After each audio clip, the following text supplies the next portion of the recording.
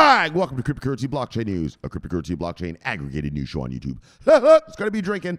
It's going to be smoking. It's going to be swearing. You have been warned. Look. Here I come. In 3, 2, 1. Bang! Welcome, everybody. Black, white, gay, straight, Christian, Muslim, Jew. Welcome. Happy New Year and welcome. My name is Shomari Clarke. Welcome to Cryptocurrency Blockchain News. You're now about to witness. Oh, shit. With your very own eyes. The greatest show on earth. Greatest show. Still. In the multiverse. Bang! Greatest daggone show in the daggone multiverse. Bang! We have a great show for you today. Bang! Yes, everybody. Oh, yeah. Good times are rolling. Good times are rolling and good times are here to come. Oh, we're going to talk all about it. We're going to talk all about it. Man, here we are at the end of this year. It's been a fucking year. Risk off. Well, not just 1 year. Remember, last year was a full risk off. Like off. Right? This year has been risk off, and then right around mid Q2, we got risk neutral, and we've been kind of risk neutral.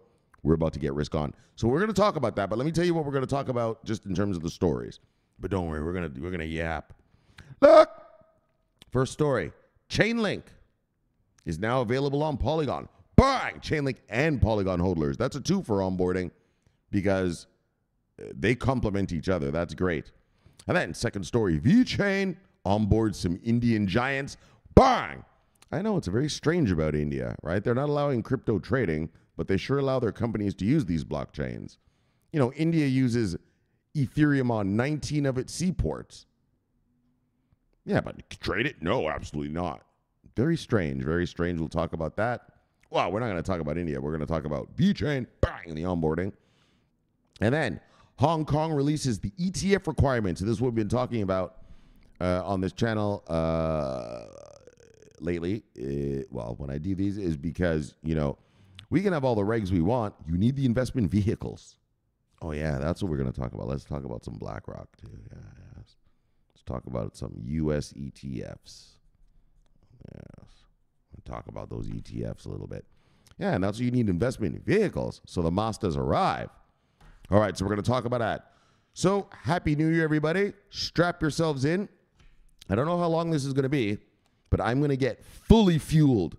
Fully fueled. So watch till the end. Like, I'm actually going to make an effort, like, to get fueled. And watch till the end of the show, to the whole show. Because by then, by the time we get to the end, I should be really nice. And the yap should be flowing freely. This is a great time. This is a special time, and so I'm especially happy to bring this show to you. I'm on what the cusp is of you getting rich. I'm going to get rich. Let me tell you something. In 2024, you're going to be fucking rich. Fuck off, man. Look, if you're new to this channel, let me tell you something. I don't blow sunshine up anyone's ass. I tell you the truth. If we're risk off, I'll tell you. Fuck stick. You can just forget about the gains. We're risk off like all of last year, right? Not guys, just, you know, here's some stories, but forget about the crypto going up. Yeah, well, you don't have to forget about the crypto going up anymore. Next year, hold on. Next fucking year, brothers, sisters, ladies and gentlemen, if that's what you really are. My fellow humanoids, look! Next year, we get rich. Finally, and I know you brothers who've been with me for 5 years, fuck, Shomari, is this it this time? Well, you know this time it is, right? You know this time. You see the regs. You see them here now. All right, so let's just proceed how we proceed, and we'll get to fucking yapping later. I'm starting to yap before we even begin. So let's proceed how we proceed with a bit of hook, bang! And then we head on over here and we do a bit of look. Come on. Bang! Where's the bang? Fucking taking forever. Bang! And then we go head on over here and we do a little bit of refresh. I hope the refresh doesn't take as long as the bang. All right, we're just going to leave it at that. All right, price of Bitcoin, $42,155. Yeah. When I left you last time, we were at $37,724. We have gone up. Yes, we have gone up. What is this here? $4,431. Bang! Yes. Nice gains. So nice gains. And so look. So let's talk about the markets. Let's talk. Let's chit-chat a little bit. What have we gone through? What has this year been like? Should I go back to the big screen or just stay here? Actually, let's get back to the Death Star. Bang! And let's talk about it now that and then we'll get back and we'll do our regular top 10, bottom 10 and all that. Yeah, what a year, guys, right? So, we really have to look at it in a two-year thing. Last year, we came out of COVID officially in terms of economics, and unfortunately, because we had lowered rates for so long, and obviously done a QE, a massive QE, a QE that made the housing market QE look like nothing. Well, we had a little bit of inflation. We had a little bit of inflation. And when I say the word we, I don't just mean here in America. I mean all of us.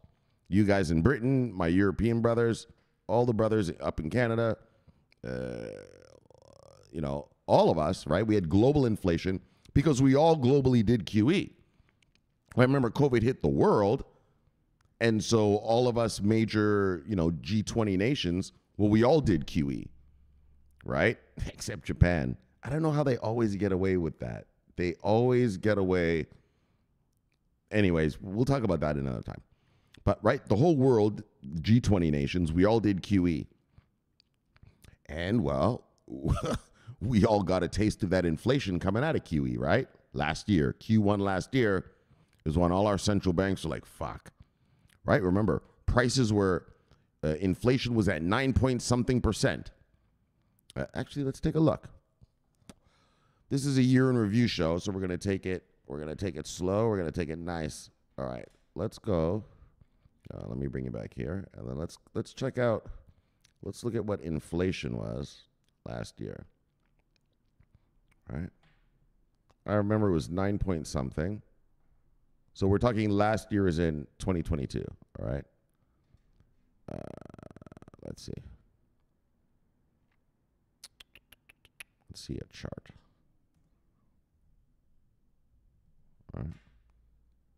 By month. So this is probably going to be US data. Oh, the CPI, right. So, CPI means Consumer Price Index, which means how much we pay for stuff in terms of inflation. All right, let's check it out. All right, so we were at, oh yeah, these guys are going to be intricate, but let's just keep it basic. So here is, so this is our peak. June 2022. So you remember last year, we actually already saw inflation. Remember, it was like around here is when the Fed admitted. So that's January 2022 when the Fed admitted, oh shit, inflation is not transitory. Remember, they said inflation is going to be transitory. In other words, it's going to come, but it's just going to naturally go away. Well, that didn't happen. January 22. And so we started freaking out, as we should. And so you see the peak inflation was at 9.1%. You see that right there where my mouse is right here? Okay, 9.1. That's when we started raising interest rates. The Fed Reserve, the Bank of England, the European Central Bank, even the Swiss, the Brits, the Canadians, the Australians, the New Zealand, all the G20 nations, all of our central banks had to go into what's called QT, quantitative tightening, right? QT. So there's QE, quantitative easing, when you're just printing money, giving it out, keeping the market stable. And now there's QT, when the free money is over and we've got to actually slow our markets down to make the prices of goods and services come down. And you remember around this time last year, especially when we got to, where we're at 9.1% inflation. So these are American numbers, obviously. But that chart looks the same whether you're in Britain, Canada, Australia, whatever. So just look at that chart and yeah, your country did that same exact big spike, right? Big fucking Mount Everest mountain peak right there, right? Around the same times. And so that is when, talk of recession and raising interest rates and, well, not talk of interest rate raising. We raised interest rates. Everybody did 75 basis points. Bang, bang, bang, bang. We started killing it. And as you can see, and so the question was, okay, we're going to raise interest rates. We're going to sort of weaken our economies. Are we going to have what's called a hard landing or a soft landing? In other words, are we going to get down to these sort of historical, like this is where we want to be, right? 1.1, like 2%. This is 2% inflation. See where my mouse is right here? This is where we want to be. When we are right there, that's the sweet spot. So you can see all across here, it's pretty much 2%-ish, right? Right? Our problem, remember, here is the housing crash, right? Here's May 2009. And actually, let's start at the housing crash right here. July 2008. You see that we actually deflated, which was very, very, very, very, very bad. That's why we needed to QE our way out of deflation. Whereas this time, we need to QT our way out of inflation. You see? You see the different spikes? See the big valley here, the big dip? That was deflation. That's very bad. But Shomari, it makes a strong dollar. Yeah, well, when we have a strong dollar, then people don't buy our goods, do they? All right? America, we export a lot.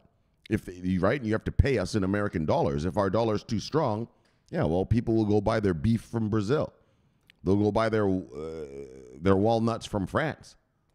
Right? You can't have too strong a dollar or a pound or a euro, right? Like you can't do that, or else that's how, when we had the Great Depression, yeah, that was because of deflation. The American dollar got too strong, right? Inflation you can live with. I've taught you guys this before. Look at Venezuela right now. Yeah, they got like 190-something% inflation. People still go to work, still pay their bills. All right? It doesn't kill your economy. Deflation does. And so here is the big dip of deflation. Here's the housing crash right here. July 2018. And bang! It got rowdy real quick. And then here's where we fought it, all those years. Okay, and so now let's get back to modern times, though, today. And so here's when COVID hit, right? January 2020. We started deflating, but we quickly QE'd, right? Like we didn't wait like down here, right? Like back in the housing crash days, right? Remember, no one knew what to do. Remember, Obama just got elected. Remember the housing crash happened during the elections between Obama and McCain, right? It was still George W. Bush, but he was getting ready to go home. He's like, fuck all this. I'm on my way out. I'm going home, baby. I'm going back to the ranch. You know what I mean? This is up for you, McCain or Obama, whichever you fucksticks get elected. Is your problem now. Remember that, right? And then Obama got elected, brought in Ben Bernanke. He became our Fed Reserve Chairman, Ben Bernanke. And thankfully for us, he was a recession-era PhD. That's what he did his thesis on, was how America came out of the Great Depression. So he knew right away, QE, baby. But look at the thrashing. I mean, it was within, less than a year, and look at the deflation. And then we QE'd out of it, and then we lived to tell another day. And then this time COVID hit. So here's COVID right here, January 2020. Bang, we almost started deflating, but we learned our lessons from the housing crash. So this time it didn't take us that long to QE. It was just kind of automatic. Oh, we're QEing and let's rock. Got our way out of that. Unfortunately, we QE'd too much. And as you can see, here's the 5%. You see the 5% line? We blew way past 5% inflation and got up to 9. So now we QT'd, right? So now we QT'd, we tightened, raised interest rates like motherfuckers all around the world. And bang, bang, bang, it's working. We're coming down. Now the sweet spot of where an economy wants to be is at 2%. So right down here. So we have a little way to go, but we've made it. And because we're making it, now let's get back to crypto. Where are we here? So now that we've made it, we're making it. Let's get back to the Death Star. So bang! Now that we've fought off that inflation, you saw how high that mountain was. That was huge. We've made it back down. Well, we're still making it down. It's not over yet, but it's kind of automatic now. Now we're going down. Now, what's happening? Now, more money is coming back into the markets. You see, during quantitative easing times, Mastas, the guys with all the money, the big hedge funds, the BlackRocks, all of them, even the Fidelities, which are a different kind of thing. They're an asset manager, but kind of for soccer moms and dads. But even them, they go what's called risk off. Risk off. They buy non-risky assets. What's a non-risky asset, dog? I'm glad you asked, brother. A non-risky asset is a bond. And the most non-risky assets on planet Earth, they're considered 100% guaranteed, are American, Japanese, and Swiss bonds, right? And that's why when I showed you that chart, you saw how we deflated. That's because everyone was buying our bonds, right? They were making our dollar too, and they were making our dollar too powerful. And the reason our dollar gets so powerful when other countries buy our bonds is that they have to pay us in American dollars, right? Well, so if all of you are buying American dollars, you're driving up demand for the dollar, thus driving up price, right? A market is just supply and demand. So we have this many dollars. Usually this amount of people want to buy our dollars. So the dollar kind of stays relatively, within a little band, a little range. Yeah, but when everyone just starts, we need your fucking bonds. We need your dollars. Well, that fucks our shit up, right? That fucks our shit up hardcore. And so that's why whenever there's a crisis, American dollar flies because the world comes to buy American dollars, right? If you're Kenyan, you want American dollars. If you're Lebanese, you want American dollars. If you're Turkish, you want American dollars. Because you know that when we come out of the financial crisis, whatever crisis it may be, the American dollar will always stand strong, right? And the euro, though, it's the same with the euro. And like I said, especially the Japanese yen, the Swiss franc, and the dollar. Those are the three. And so, okay, but back to crypto. And so you saw that chart I showed you. And so you see that inflation's coming way down. So why is that good for us? Bang! Well, it's good for us because now the boys are becoming risk on again. Now the major players, the hedge fund guys, the family offices, the asset managers, the fund managers, all of them, fund masters, like regular fund masters, not hedge fund masters. But all of those guys are now starting to put their money back into risk assets. And well, crypto is the riskiest asset there is, isn't it? Thing can go up or down 5% in a day, never mind a year, right? And so that's great for us. Now, so you saw that inflation is coming down. So like I just said, inflation coming down is great for us. That brings us the Mastas. How are the Mastas? Well, why weren't the Mastas here before, Shomari? Before we even had to go risk on or risk off, Shomari. Or sorry, just before we had to go risk off with COVID, Shomari. Well, they didn't have regulations yet. There is not a thing called a regulatory clarity yet. I mean, and actually here in America, there still really isn't. Well, there isn't. So, I mean, fuck. There wasn't regulatory clarity yet.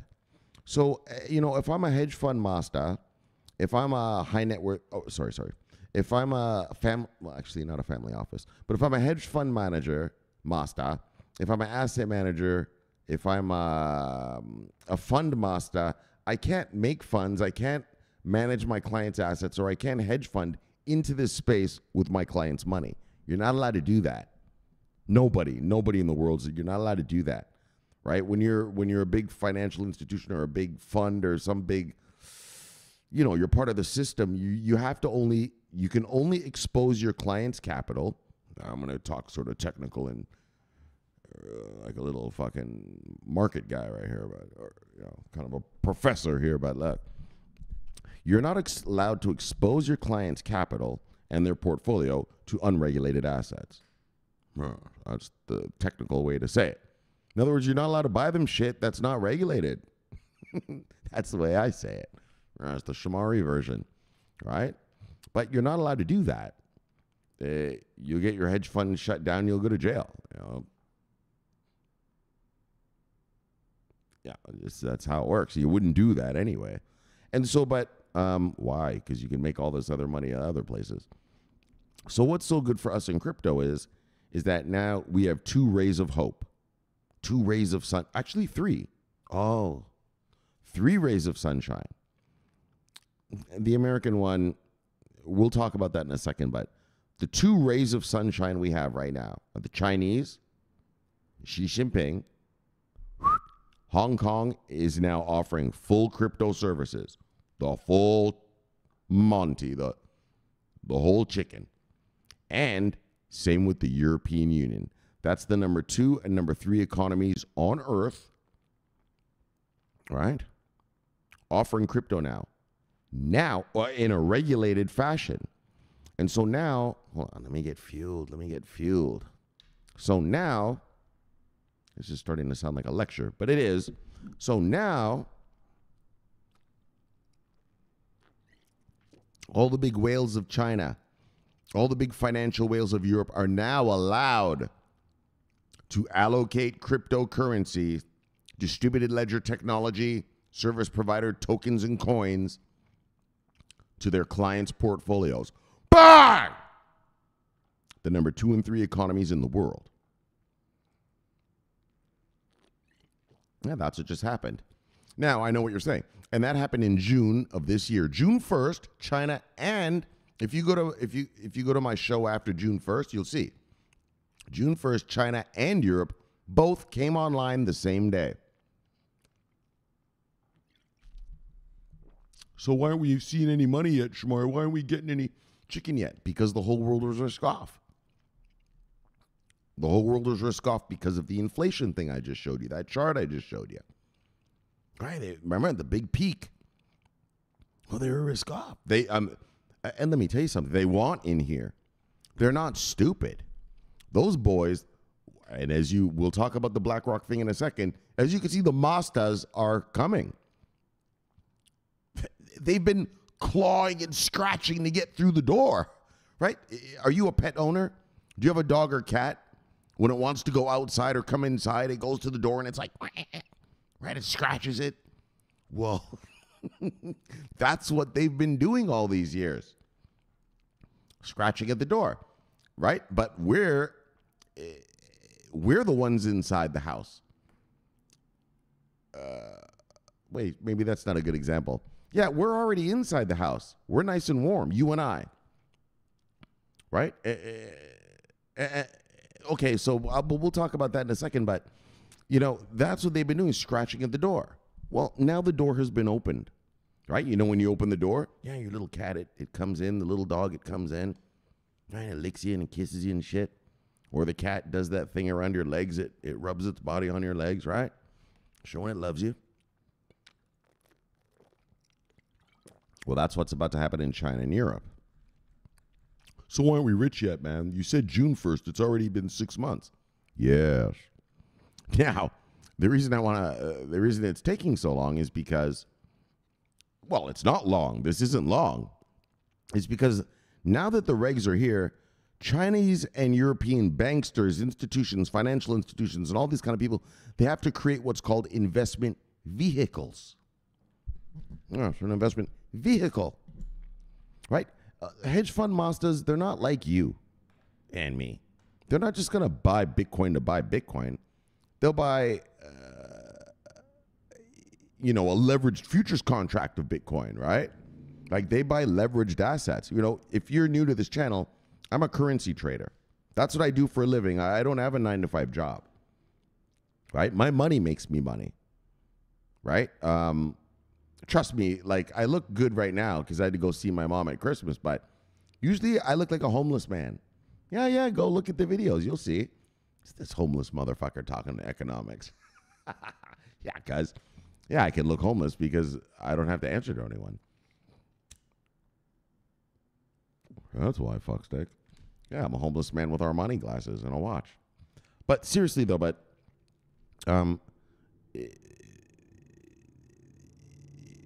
so I just wanted you to know that. Like, that's who you're listening to. I'm a market person. When I tell you you're going to be rich, trust me. Trust me, I'm here. I don't need to be in crypto, right? I could have, all this money that I've invested in crypto, I could have just put it in my Forex account, and just traded it, Yeah, but I'm going to make way more money here. And trust me, you as a worker bee listening to me right now, you've chosen the right market to be in. You could have put your money in Tesla. You could have put your money in Microsoft. 3% gains, 2% gains. You chose the right market to put your money in. And the reason I say that is because next year you're going to be rich. Today is December 30th, 2023 at 6:20 p.m. Eastern Standard Time in America. And I guarantee you that if you stay with this channel, next year at this exact time, you're going to be rich. Yeah. Like December 30th at 2024 at 6:20 p.m. Eastern Standard Time, you're going to be rich. How do you know? Because here come the Mastas. Here come the Mastas. They are now allowed to allocate their clients' funds to this space. They are now allowed to allocate, deploy their customers' capital into this asset class, which is distributed ledger technology, coins and tokens, right? Services providers, coins and tokens. Right. Well, in China and Europe. And if you don't believe me, well, how the fuck do you know, Shomari?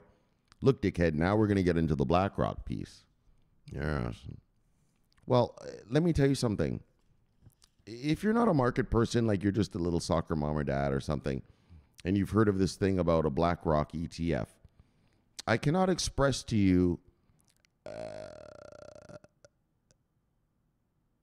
look, there are no words I could say that can express how huge that is. BlackRock is the biggest asset manager on planet Earth. Yeah, like on Earth. BlackRock manages more money than, most countries on Earth. Yeah, like the American GDP is $21 trillion a year. Yeah, BlackRock manages $10 trillion in money. Other people's money. The biggest of the biggest money. Royal family money. Saudi prince money. Chinese princeling money. Let's get real. Cartel master money. Right? Every kind of master like that. And you make money. Russian oligarch money. Yeah. Jeff Bezos money. Bill Gates money. You think Elon Musk is trading his own money? Fuck no, it's with BlackRock. Bezos, Bill Gates, fucking Tesla boy. Yeah, fuckstick. They don't know how to trade. Tesla boy can build you a car that runs on electricity. Microsoft can build you some shit, an operating system that, runs your computer. Bezos can get you a Bluetooth speaker from China to your house in 24 hours. Yeah, but those motherfuckers don't know how to trade. They don't know how to invest. They don't even know how to use a Bloomberg terminal. They don't know. Who do you think is managing their billions? BlackRock. And the Soroses and BlackRocks and quantum funds and, Vanguard Capital and those big monster players. Yeah, well, those are the monster players that are coming in right now. That's why you're going to get rich, right? All this time we've been with retail money. Soccer mom and dad, probably you listening to me right now, just worker bees, right? Good, honorable worker bees, right? Yeah, well, we need more than that now. We need to get this market cap. All right, let's just go do the market cap part. All right, not yet. We'll do that in a second, but we need to get this market cap from last time I talked to you, we're at $1.42 trillion. Yeah, we need this up to like 7 trillion. 7 trillion, is that realistic? Of course it is. Of course it is. When Mastas can come and pour their money, right? You buy, you know, a regular person, you buy, I don't know, a quarter of a Bitcoin. Yeah, well, they buy 250,000 Bitcoin. That's exaggeration, but you know what I'm saying, right? We need the big money to come in to give us, and that is exactly what's happening. On this channel, I've preached it for so long. Guys, you know, from the beginning of this channel, guys, one day there's going to be a thing called custody. Man, I used to teach about just the basics of the basics of how you even have a market. Just custody. Headwind 007. So I hope you enjoyed those. Look. All right. Yeah, but we're past that now. Now we've got the regs. And so the reason so you still haven't answered my question. So the answer is this. It takes time for the Chinese and the Europeans to build the investment vehicles for the asset managers to get. Well, just all those guys to be able to buy regulated investment vehicles. And that's why I want to show you. That's why when I tell you you're going to be rich this year, coming, 2024, that's coming right now. Just strap yourself in and watch your portfolio grow and grow and grow by the day. Probably end of Q2. So, you know, end of June going into the summer, you should be beginning to see yourself becoming massively rich. If your portfolio is big, I mean, depending on how much you own of stuff and what you own, of course, each portfolio is different. No, it's kind of like a fingerprint. There are no two people with the same fingerprint. Well, there's no two people with the same portfolio, right? Even husbands and wives have different portfolios. And so, but if you've invested wisely, if you've been watching this show, wow, you should know what to have being invested in, and you're going to be rich. This year coming is the time, because investment vehicles are being built and are going to be deployed. Are going to be deployed, right? And like I said, here in America, so let's talk about this BlackRock thing for a second. So this is an example of an investment vehicle which, you know, here in America, only Ethereum and Bitcoin, they're the only two cryptos that are regulated. I know, how does Coinbase get away with it and all that? I don't know, but I'm happy they do, because that's where I buy my shit and then put it on a ledger. So, but honestly, in terms of full-on regulatory clarity, only Bitcoin and Ethereum are regulated here in America. That means that, as you're seeing right now, BlackRock, Fidelity, and then all these kind of smaller players are all applying for Bitcoin ETFs. Spot market. Oh, yes. I want you to understand that. Spot market Bitcoin ETFs. Shomari's, there's always been ETFs here. Yeah. But those weren't spot market ETFs. Those are futures contracts ETFs, which don't affect the price of Bitcoin. Right? You see, hold on, let me get a sip. I'm going to teach right now. If you want to learn about crypto, you want to learn how markets work, listen up. I'm going to teach you a little something right here. Well, what's the difference between a futures ETF and a spot ETF, Shomari? I'm going to tell you right now, brother. Sister.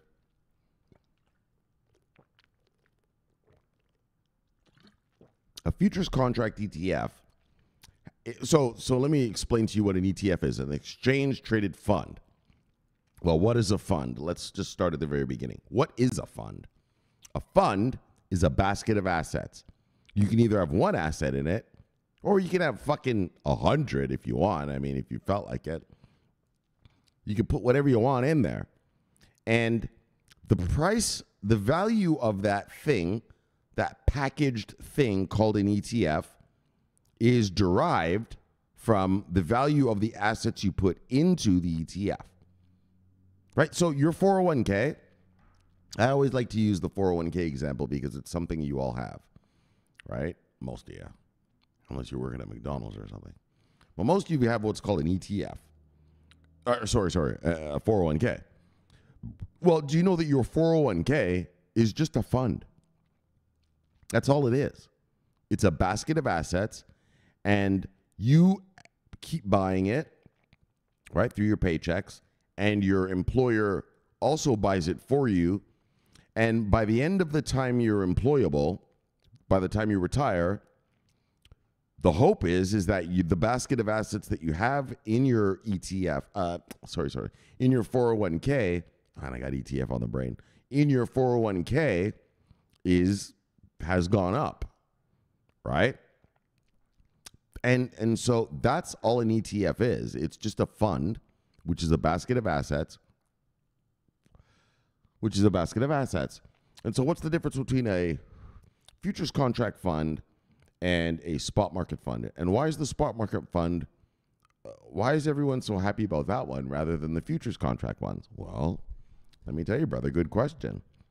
You see, a futures contract is called a derivative.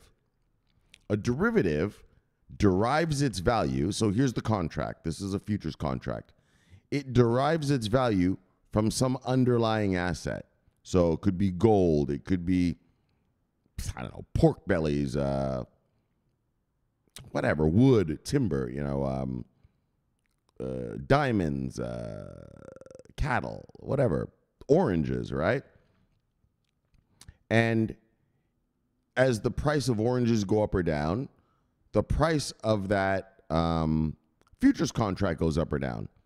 But that futures contract doesn't actually buy or touch, unless it's physically settled, but we're not going to get so deep into that. But the asset underlying, right? So it doesn't actually change the price of that underlying asset. Now, the difference, okay, so that's a futures contract. Explain to me a spot market ETF, Shomari. Wow. Spot market ETF is a whole other beast, my friend. It's the beast we like. A spot market ETF actually buys the underlying asset. So it's actually hodled by somebody somewhere. Well, in a custody somewhere, right? It's actually held in custody somewhere. So when they want to offer a spot market ETF, they actually have to go and buy a bunch of Bitcoin and put it in there. And then there's your value of your ETF from that. In other words, why that's so great is because it takes them off the market. Those Bitcoin are off the market. Unless the ETF folds and then they sell them back to the market, which is rare. Well, it's not going to happen like BlackRock and Soros and those boys. Well, Soros doesn't do ETFs, but like the BlackRocks and Fidelities and shit. Yeah, those, I guarantee you, those Bitcoins are gone forever. Forever, man.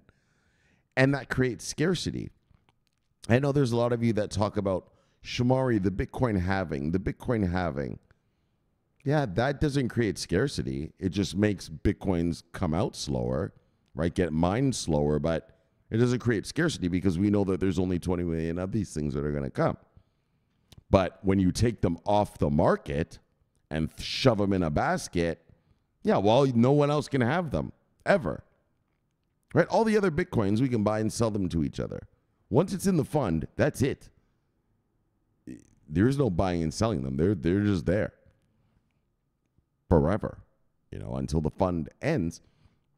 And that's why we should see an explosion of, that's partly why, that's partially the reason why we should see an explosion of cryptocurrency going into the new year, is because I think by the 10th or the 9th, we should have ETF approval. Fine. Bitcoin ETF approval here in America. So American. Well, you have to remember this. The Europeans have been offering ETPs of crypto for like 2 years already.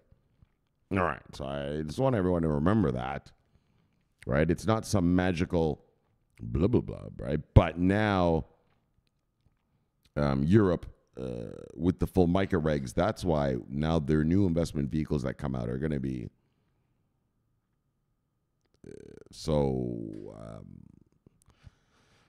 well, they're going to have an impact. They're going to have a major impact, right? Because they'll be marketing them and doing all this and that and like giving them to their whales and stuff like that. That's why, remember that, brothers. We've been reading about ETPs coming out of Europe since 2020, right? They already have Solana ETPs, XRP ETPs, but now they're going to have the fucking fully regulated vibes over there, and that's what's going to bring us our money. And so, but back to the BlackRock stuff, back to the ETFs here, and so that's why spot market ETFs are so special. Yeah, well, BlackRock is going to take those and buy those and hodl those forever. Right? Fidelity is going to take those, buy those, and hodl those forever. Grayscale is going to take those, buy those, and hodl those forever. They're off the market. And that's great for us because when Bitcoin goes up, everything goes up. When Bitcoin goes down, everything goes down. And so that's great for us. And so, why I say to you, you're going to be rich this year, if your portfolio is big enough and you have enough of what, well, it's big enough, but you have enough of each token that you've purchased, and it's generating revenue. If you don't have revenue generating product, just forget about that. But if you have revenue generating product, yeah, you're going to get rich this year. Yeah, this is the year. The regs are here. You can't take them away, right? Like the European Union can't, stop what they've just unleashed. I guess technically they could. They could vote to ban everything that they just did, but things don't work like that. All right? China, Xi Jinping, well, he says crypto's crypto now in Hong Kong. You can't tell the guy not to do that. He's already done it, and that's the level it would take for things to reverse. And so, I used to always say, this channel, what this channel has always been about, and now I'm talking to you guys, the brothers who've been here with me for a long time. Right? I've always said to you, right? I've never bullshitted you. And I've always told you, you're like Noah. Yeah, you're like Noah. All right? And for you new people, let me explain what Noah is about. Do you know about Noah? Noah from the Bible. Noah. What made Noah, I have a question for you. What made Noah special?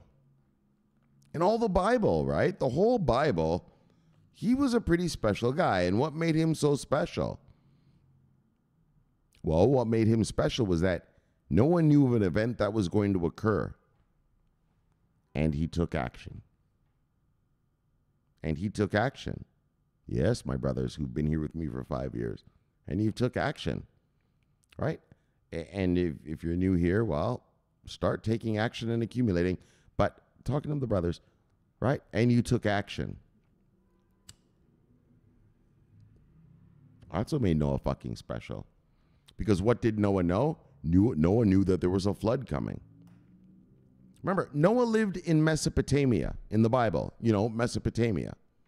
Well, Mesopotamia is modern-day Iraq. Western Iran, Eastern Iraq. That was where the Mesopotamian civilization was, right? Yeah, it's a real place. These are real people. There was in Mesopotamia. You can go there today, right? It's Earth, right? It's not just a story in a Bible. Wow, I don't know about the whole taking all the animals on, but whatever. But Noah lived in Mesopotamia, which is what? A desert. And he started building an ark. God told him, look, Noah, there's a flood coming. Start building an ark. Yeah, what made Noah special? He started building the ark every day. Every day, grab another piece of wood. All right, building it. Right? Because he believed in what God told him.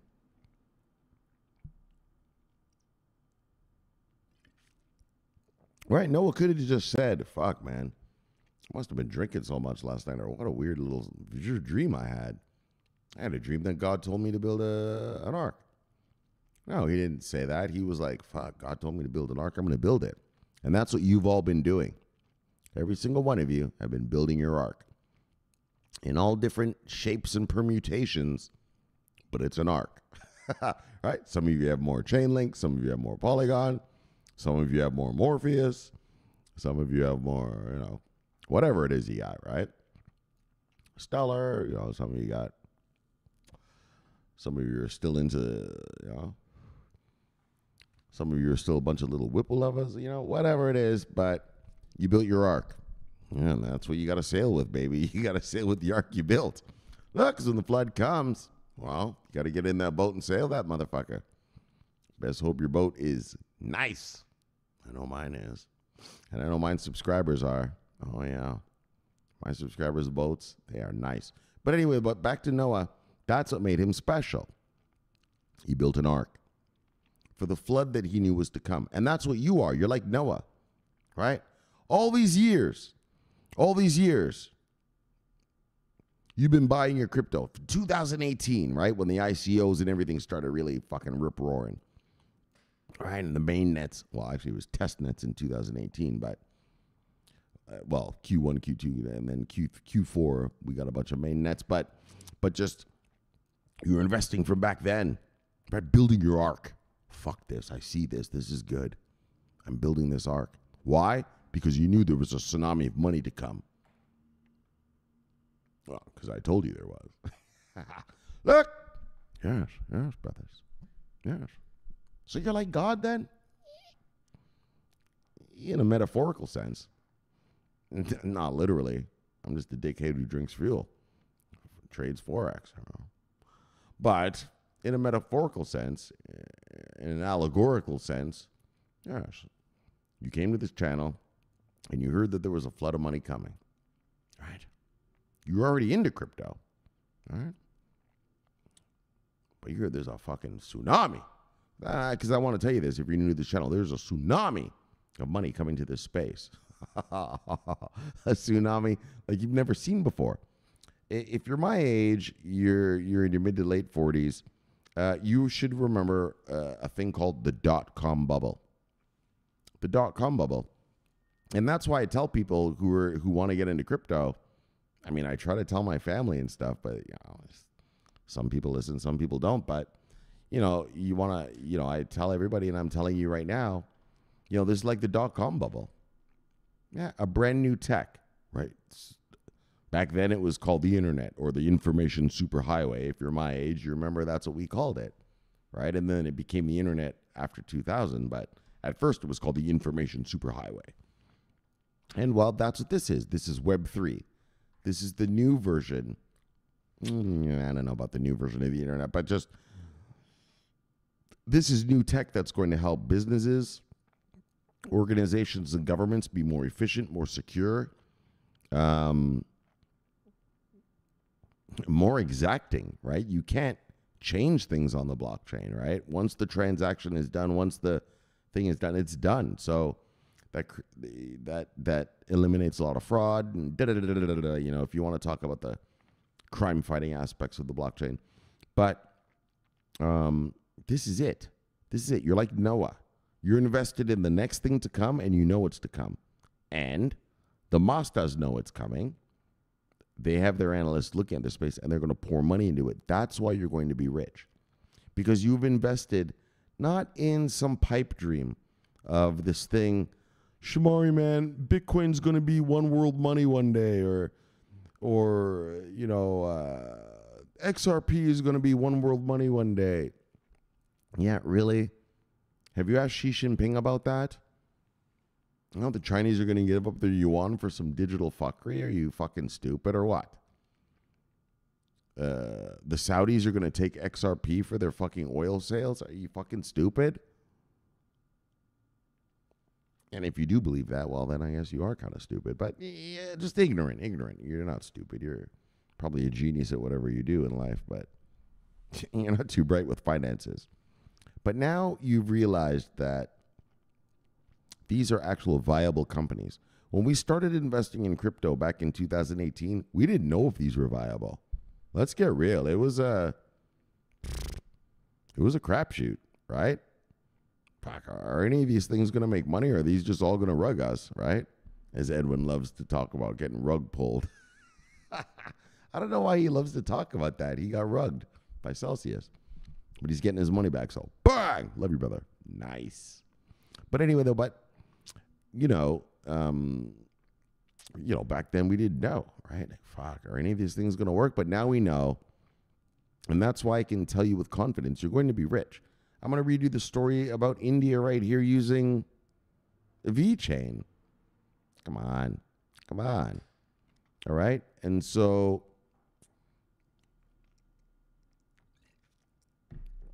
the other reason you're going to be rich is because I like to call this a reverse IPO. What's a reverse IPO? You, the regular man, you have the assets that the rich man want before the rich man gets to get them. You know, in the regular world, in regular times, the wealthy and the insiders IPO, it's called an initial public offering. They offer us shares to buy of some private company. All right, that's what's called an initial public offering. In other words, now we're offering you, the public, to buy it. All right, we insiders, we already have it, but here, public, you can buy it. So, right, that's what an IPO is.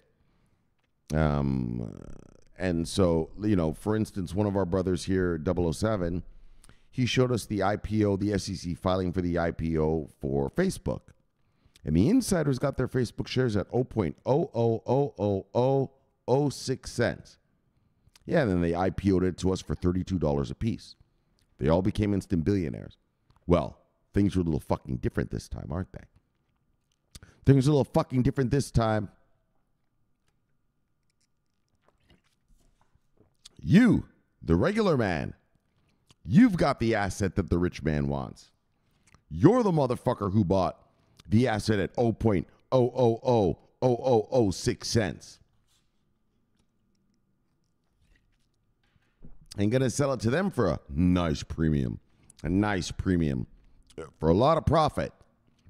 You're going to sell it at a big profit.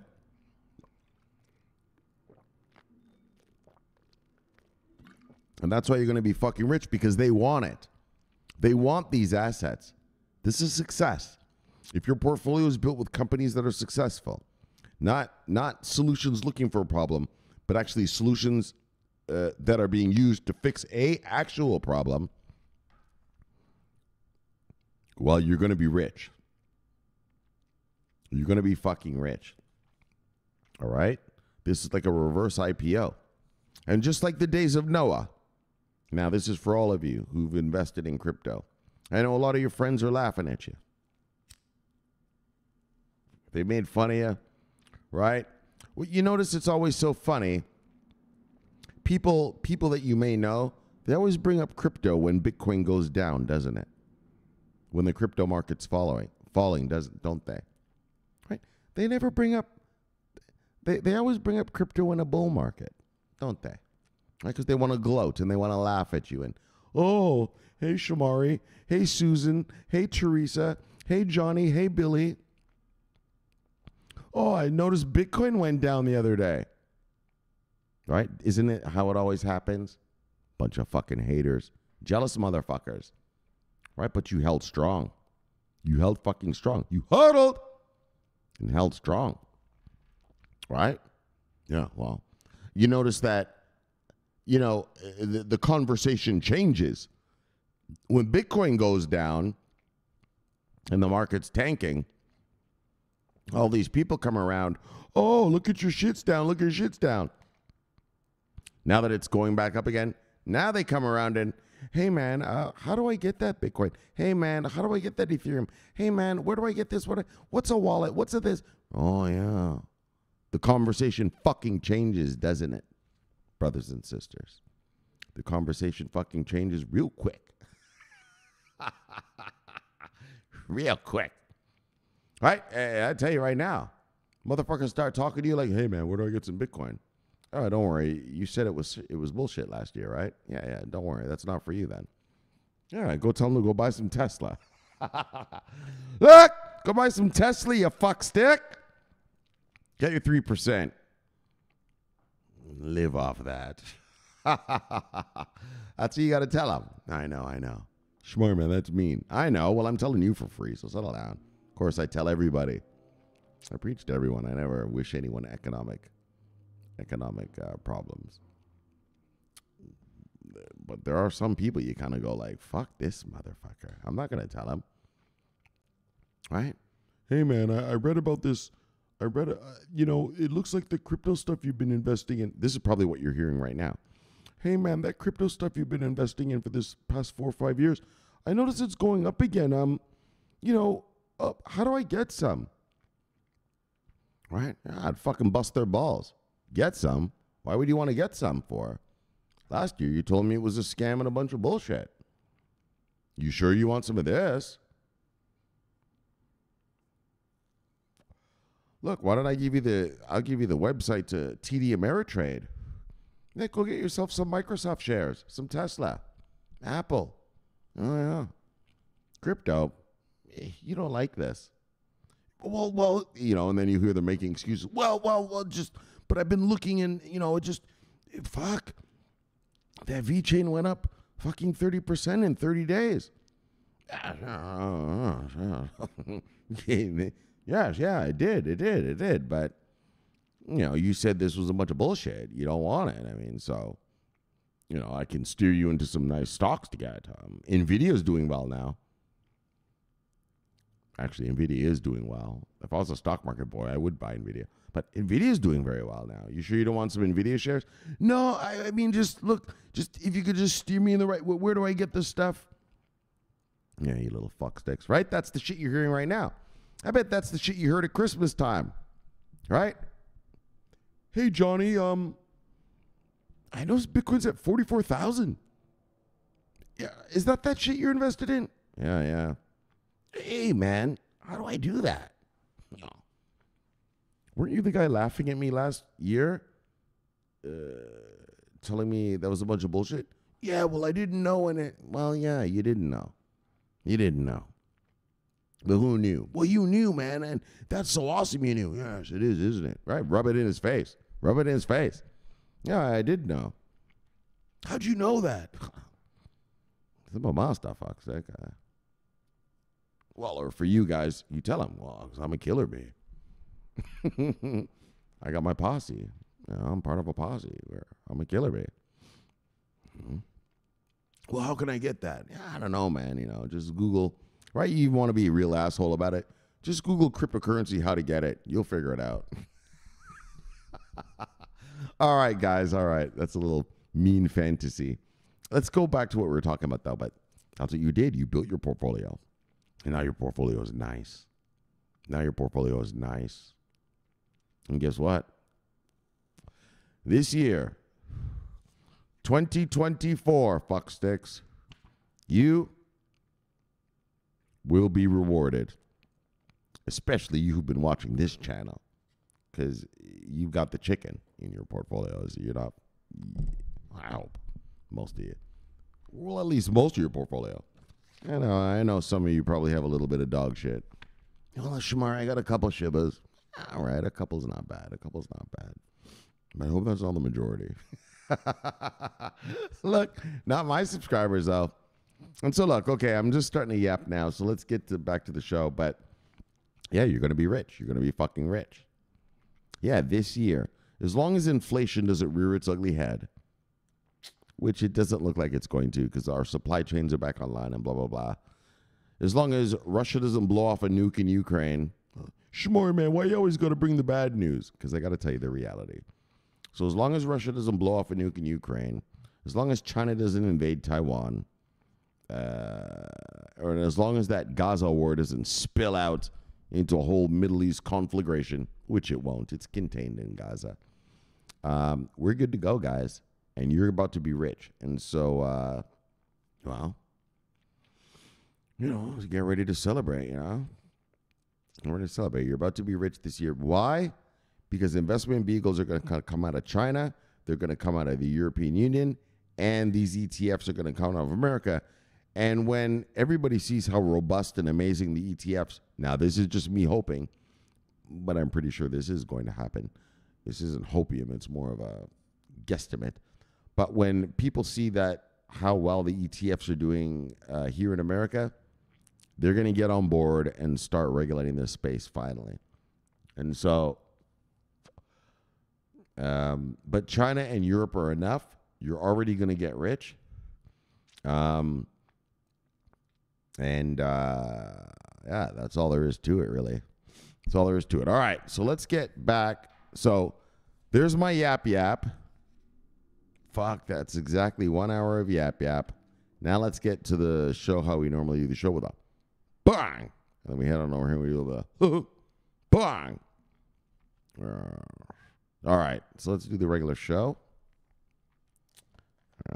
But stick around to the end. There's probably something I forgot to say, and I'm going to have to say it. Well,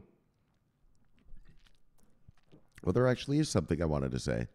And so you notice how your friends, now that Bitcoin is going up, now they're not laughing anymore, are they? Now they're starting to ask you questions. Oh, how do I do it? How do I get it? Yeah, well, that's just like Noah. Noah built his ark. He kept building and building, and everyone laughed at him. Noah, why would you build an ark? We live in a desert. We live in the Middle East, daggone. There's a desert here. Yeah? But when the floods came, guess what? Whoosh. They all got washed away, and Noah lived. And that's what you're going to do. You're going to live through this economic tsunami to come, and you're going to ride the wave. You're going to ride that wave, and you are going to be rich. So, bang. All right. So let's proceed how we normally proceed with the top 10 of the day, brothers and sisters. You know who they are, the usual suspects. Top 10. Top 10, Bitcoin, Ethereum, Tether, BNB, Solana, XRP, USDC, Cardano, Avalanche, and Dogecoin holding on the number 10. Let's look at market moves of the day. Well, sickle this up, sickle this down. Yeah, a little retrace, but there's still some gains here. But mostly a little retrace, people taking profits. People are kind of waiting for the, oh, look at Internet Computer, ICP. Fuck. That thing's going to be a beast. Some of the brothers were talking about that this week.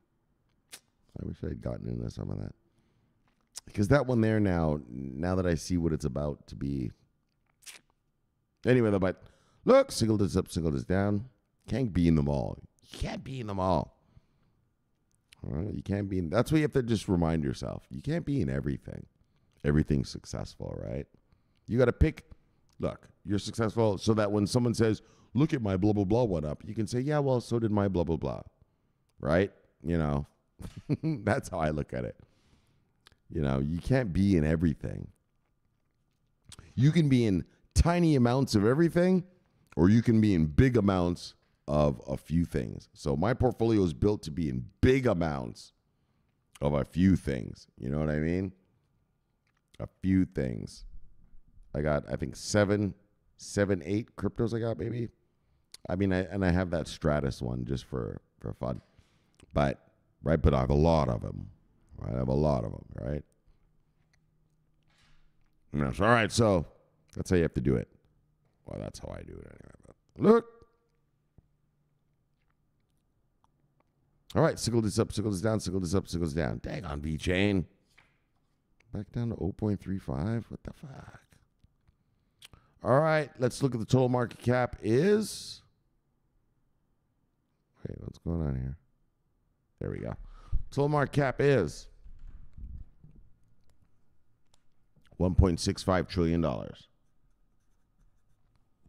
Well, if you last time we were $1.42 trillion, we have gone up.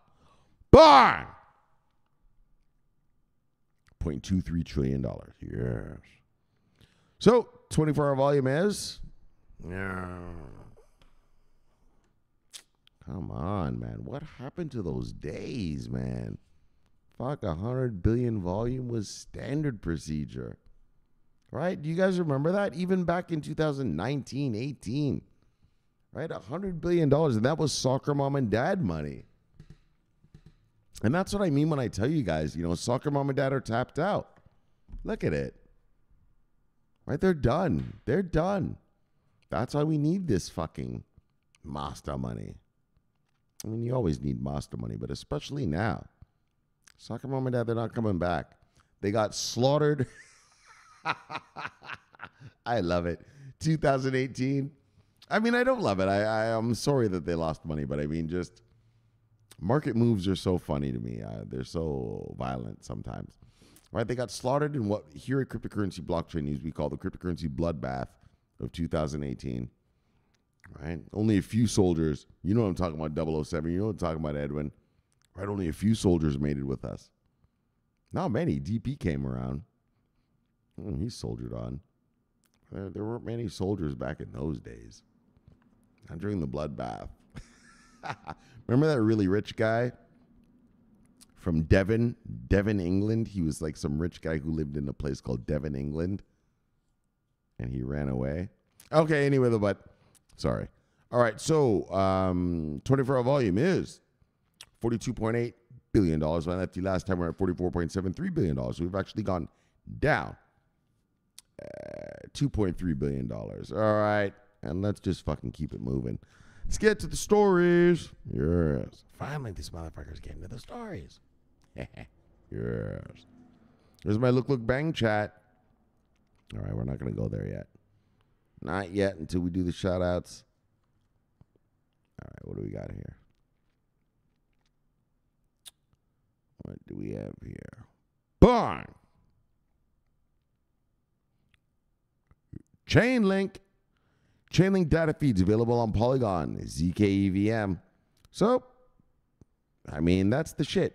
That's the shit right there. Just make it available for everyone building on your blockchain. Are you building on our blockchain? Well, guess what? If you need data feeds, just punch in this line of code and you can get the the Chainlink data feeds that you want. I think that's what they're trying to say here. Let's read on and let's check it out. So Chainlink data feeds available on Polygon, ZK-EVM.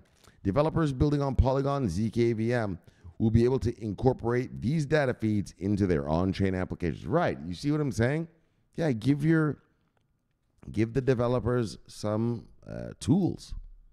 All right? All right. Well, look at these high heels over here. Look at her. All right. So, I like a woman in heels. So look, Chainlink, a blockchain data world project, has made their data feeds available to developers using Polygon's Layer 2 zero-knowledge rollup. Data feeds help connect smart contracts to real-world data, such as asset prices, reserve balances, NTF floor prices, and L2 sequencer health. Developers building on Polygon's ZK-EVM will be able to incorporate these data feeds into their on-chain applications, such as liquidity protocols and decentralized exchanges. This functionality is set to unlock the deployment of several significant DeFi protocols on Polygon. Exactly. So if you don't know about Chainlink, they're called an oracle. And what they do is they take, so a blockchain, so let me say something first. Blockchains don't create data, right? A blockchain is a distributed ledger. Well, my father was an accountant, and so a ledger is something you write into. You know those mafia movies where they're trying to find the mafia accountant? Right, to get the ledger. In other words, where did the money go? Right? That's how you can bust the mafia guy, right? If you watch the movie The Untouchables, they're after, what's that mafia guy's name? Way back in the days. Right from Chicago, the fucking guy. Al Capone, right? They're trying to get Al Capone's accountant to see, because the accountant writes in a ledger where the money goes. That's all a blockchain is. It's just a ledger of where the money is going. But now, if you want to use that blockchain for other things such as DeFi, well, you need off-chain data. so that people can see prices moving up and down, right? A blockchain can't create that. Someone's got to pump it into the blockchain kind of thing. I hope I'm describing that right. If there's any tech nerds out here, I hope I'm describing that right. But, well, I know I'm describing it right, but just if you want to bitch at me about how I'm saying it, fuck you. So, they have to pump the data on there. And so that's why, Chainlink, 90% of DeFi are Chainlink data feeds.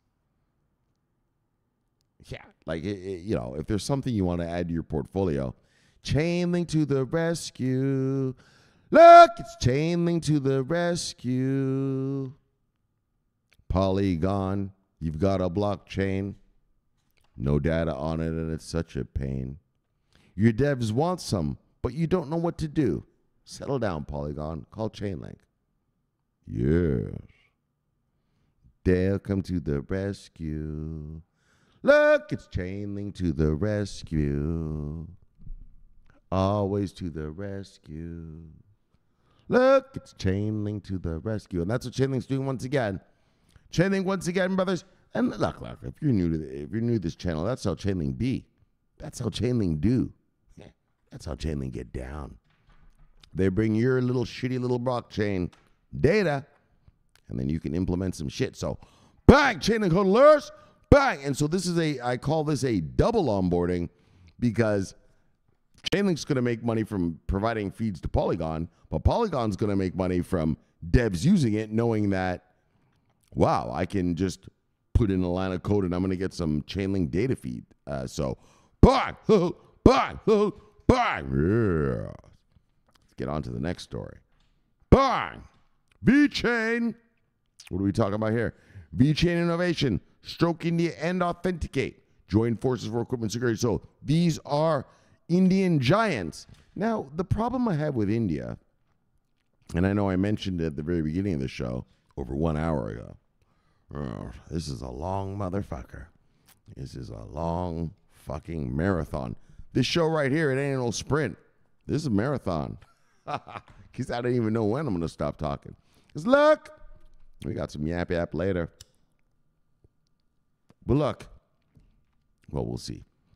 But, the problem with India for me is when it comes to distributed ledger technology, and particularly this permissionless, public permissionless blockchain stuff, tokenized blockchain stuff, is that India uses blockchain a lot. Some of these brand name blockchains, I told you at the top of the show, right? Ethereum, they use Ethereum on their seaports.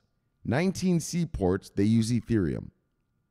Yeah, use it. They use the blockchain, right? And here you're going to see again, VeChain is about to be used by some mastas of India, right? But India, the country itself,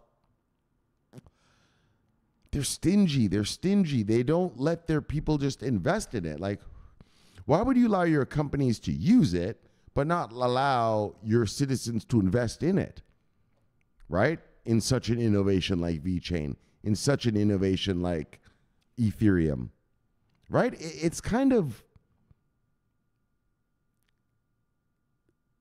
I don't even know what the word is. Just, all right, it's not a nice word I'm going to use, but it's retarded. It's stupid, right? Like, what the fuck? You guys literally use it. We'll let your people invest in it, right? All right, so that's my beef. I mean, and I've talked about it here for years about fucking India. We used to watch India very hard back in 2019, 20. Fuck, we would, every statement, everything they talked about, and they just, it's not worth it anymore. I'm not even watching it, really. So for you who had to endure when I would preach to you about India, yeah, man, they're 1 in 5 in the world, 1 in 5 in the world. Yeah, well, don't worry about it, man. As far as India goes, I've written them off. I mean, they're going to be here, and they're going to let their people invest. Everyone has to eventually, but just, I thought they'd be one of the first. No, I thought they'd be one of the first. Right, and for the brothers, you guys back in the days, you've been watching this. We used to watch that shit every fucking day, right?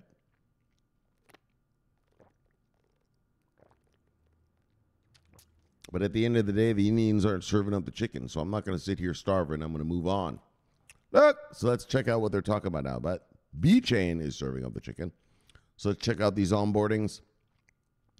VeChain is billed to play a pivotal role in India's equipment manufacturing sector. Bang! Through collaboration with Stroke India and Authenticate, the tamper-proof potentials of VeChain can be fully harnessed. Bang! Yes! So look, in a groundbreaking collaboration, Stroke India has joined forces with Authenticate to revolutionize equipment security in the Indian construction industry. Bang! The partnership leverages QR, NFC technology, and tamper-proof blockchain ledgers powered by VeChain, promising a new era of transparency and efficiency. Bang! Bang! As the industry gears up for substantial growth, this alliance positions itself at the forefront of security innovation. You daggone right, fucksticks. You daggone right. Authenticate vision for the Indian construction equipment industry. So Authenticate, in a recent LinkedIn post, expressed its commitment to propel the Indian construction equipment industry to the global second position by 2030. Yeah. Notably, recent reports revealed that the Construction Industry Institute, CCI, predicts a remarkable 15% year-on-year growth in the next 5 years. Oh, that is big. This ambitious trajectory positions India as a key player in the global construction equipment industry. So construction equipment, cranes, and I guess shit that makes cement and all those shit that, just how you build stuff. Construction equipment. So the stage for unveiling these advancements will be set at XCon 2023, scheduled for December 12th to the 16th. Obviously, that's passed already. We're at the 30th. This event, supported by key industry associations such as the Builders Association of India and the Infrastructure Equipment Skill Council, will spotlight themes like alternative fuels, artificial intelligence, sustainability, and automation. Authenticate.tech, in collaboration with Stroke Equipment India PVT Limited, will demonstrate how their solutions running on VeChain's blockchain. So look, running on what? Bang, bang, bang, VeChain holders. Hold on, let me give it a bang. There we go. Yeah. So all of this that we've been speaking of is going to be running on the VeChain's blockchain, baby. Oh yeah. That's what I'm talking about, VeChain hodlers. And I know a good 85, 90% of you who watch my channel, you all own VeChain. In fact, what's pretty funny is we're probably the VeChain hodlers. We're all the people that hold it. Of course not. But that'd be pretty funny if it was like, who owns VeChain? I don't know, a bunch of people at Cbnews who watch this channel, who watch a channel called Cbnews. They seem to be all the hodlers. Anyways, though, guys, hodlers, bang. So, running on VeChain blockchain can revolutionize the construction sector. XCon 2023 is not just an exhibition of cutting-edge technologies, but an advocacy for economically viable solutions. Right? And we know that VeChain, VeChain, bang, is a solution. Right? It's not a solution looking for a problem. Well, there are many problems. And VeChain can solve that for you. Just like Chainlink. Just like, Chainlink to the rescue. Bang! Right? Chainlink solves a problem. What problem do they solve, Shomari? Wow. Chainlink solves the problem in that, motherfucker, your blockchain doesn't produce data. Yeah, well, fucksticks want to run shit on your blockchain that has data on it. Well, you need me. Look. Like I've said before on this channel, like the movie Pulp Fiction, right? The wolf, right? When John Travolta shoots that kid in the face and they got to get all the blood and brains out of the car, well, you got to call the wolf. He'll figure that shit out. Well, that's the same shit like VeChain. You got to, oh, my son, you've got a blockchain. No data on it, and it's such a pain. You're looking down. You're looking sad and blue. Settle down, son. Settle down. Go Chainlink. Yes. They'll come to the rescue. Look, it's Chainlink to the rescue. Right? Like the wolf. Right? Remember the movie Pulp Fiction? Samuel Jackson's talking to Vin Rames, and he's like, motherfucker, I got a guy's brain. And Vin Rames says, look, I'm going to send the wolf. Right? What did Samuel Jackson say? He says, oh, you sending the wolf? Shit, Negro. That's all you had to say. That's all you had to say. And that's how Chainlink rolls. I got no data. I don't know what to do. Settle down. I'm sending Chainlink. Oh, shit. You sending Chainlink to put data on my blockchain, dog? I'm going to send Chainlink right now. Sit tight and he'll be right there. Oh, shit, Negro. That's all you had to say. That's how Chainlink rolls, baby. That's how Chainlink do. That's how Chainlink be. That's how Chainlink get down. And now VeChain, bang, also getting down. Well, Chainlink's been getting, VeChain gets down, but in another way. They make sure that everyone knows that your shit's legit. You know, so that your supply chain runs nicely. So look, XCon 2023 is not just an exhibition of cutting-edge technologies, but an advocacy for economically viable solutions. The event aims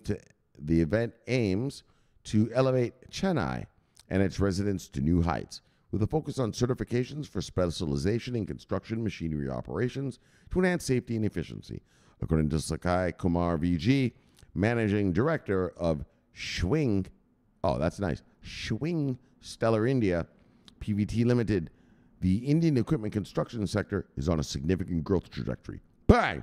With an annual supply of approximately 86,000 units and a market value of $7.2 billion, India has become the world's third largest player. Third largest player. Yeah, you see the fuel's kicking in now. We're getting there now, brothers. Yes. Now we're getting there. Look. We're getting to where we want to be this Saturday night before this New Year's of riches.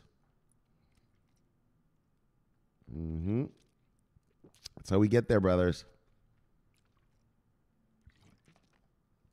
I know it's not New Year's Eve yet. That's tomorrow. But I like to start early. I don't like to procrastinate. I'm not a procrastinator. I'm getting fueled now. Look. So India, $7.2 billion. India has become the world's third largest player, following China and the U.S. Yes. Mr. Kumar envisions India surpassing the United States and securing the global second position by 2030.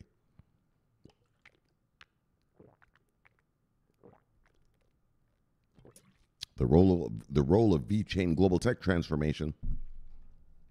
The role of VeChain global tech transformation. In a captivating revelation, Forbes Digital Assets that applauded VeChain's. Where's my lighter? Well, in a captivating revelation, Forbes Digital Assets has applauded VeChain's transformative role in the traditionally assembly line dominated manufacturing industry. Dang on right. VeChain is leading the charge by bringing information age technology to the forefront and empowering industries with its innovative solutions. Solutions that found a problem. Solutions to a problem, not solutions looking for a problem. As of the latest available data, VeChain is trading. All right, we don't talk about prices. Although, boy, oh boy, I'm loving the VeChain prices lately. So look, but look at this. Actually, let's talk about price just to make fun a little bit. As of the last available data, VeChain is trading at $27.55. Now let's go over here and bang! Where's VeChain now, bitches? So that story was from a couple weeks ago. Let's look at where VeChain is today.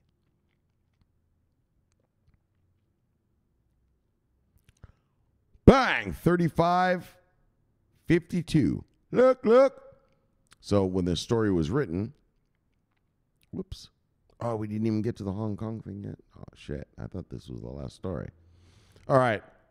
It was only at 0.027. We are now at 0.355. Lovely, baby. Lovely. All right, though. So let's move on. We don't talk price targets here yet. In a recent development, VeChain released a decentralized application, DApp Kit, ushering in a new era for blockchain innovators and developers. This toolkit is set to transform decentralized application developments on the VTOR blockchain. Oh, speaking of VeChain, brother. Sloppy. Fuck. So one of our brothers, Sloppy, he fucked up on his fucking transfer today. But you know what, Sloppy? And one of our brothers, the Truffle Pig, Benjamin, he tried to help him get the shit back. But Sloppy's a master too, so those were both a bunch of masters trying to get it back. But they couldn't get it back yet. But the thing is, you know what? I'm going to tell you guys a story. When I first bought IOTA, I sent some of it to this wallet. I don't remember what the name of their wallet was back then. Like back in 2000, Q4 2018 or 19, or Q1 2019. I don't remember what their wallet was. But my shit actually disappeared off their wallet. Yeah, like I logged in and it said I don't remember how many IOTAs I had, but say I had 1,000. I mean, I had more than that, but just pretend I had, just so I can do the math. Pretend I had 1,000. It said I only had like 500. And I was like, what the fuck? So I Googled, and people said, don't worry, your stuff is still in your address. But IOTA back then, you used to have to populate the something. I don't remember how it had to work. But they were like, wait until the new wallet comes out, and then you'll see your shit. And sure enough, it was 6 months later, IOTA came out with a new wallet. I opened up the fucking shit through my ledger, and boom! All my IOTA was there. And so I guess what I'm trying to say, Sloppy, is, our stuff is where it is, right? No one can take it. And so what you did today, what happened today to you sucks because you put it on this chain or that chain, you transferred it through the wrong chain or whatever, but it's still there. And, as this shit, I guarantee you, as crypto begins to mature more and more, I mean, these companies know, these distributed ledger technology providers know that, I think it's an average of 20 to 25% of all their coins are sort of lost. Yeah, I bet there's gonna be a time when these guys are gonna build software and solutions to regain your crypto. Yeah, do you know that 30% of Bitcoin right now, so if you're listening to me right now, 30% of Bitcoin right now is lost. Lost. Yeah, people can't recover it. They just did something wrong and sent it to Neverland. But I guarantee you, in the future, I bet this industry is going to be like, look, guys, a lot of our people who bought our shit have lost their shit. Let's start building software for them to recover it from their lost addresses. And I know. You're probably thinking, Shomari, man, that's a little hopium. Actually, I don't think it's hopium. I think it's real.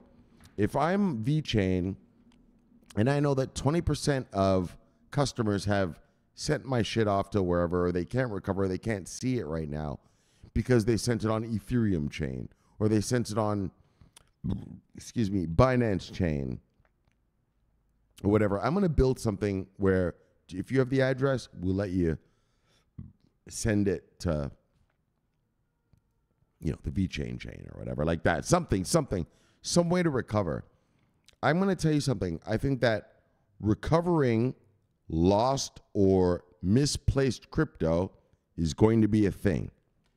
Yeah. It's going to be a thing where companies are going to allow because companies know that soccer mom and dad don't know that. I mean, I know I'm not calling you soccer mom or dad, Sloppy. You're a master, but I'm just saying even masters make mistakes. And so I think that, and if a master can, like you can make a mistake, well, think of soccer mom and dad.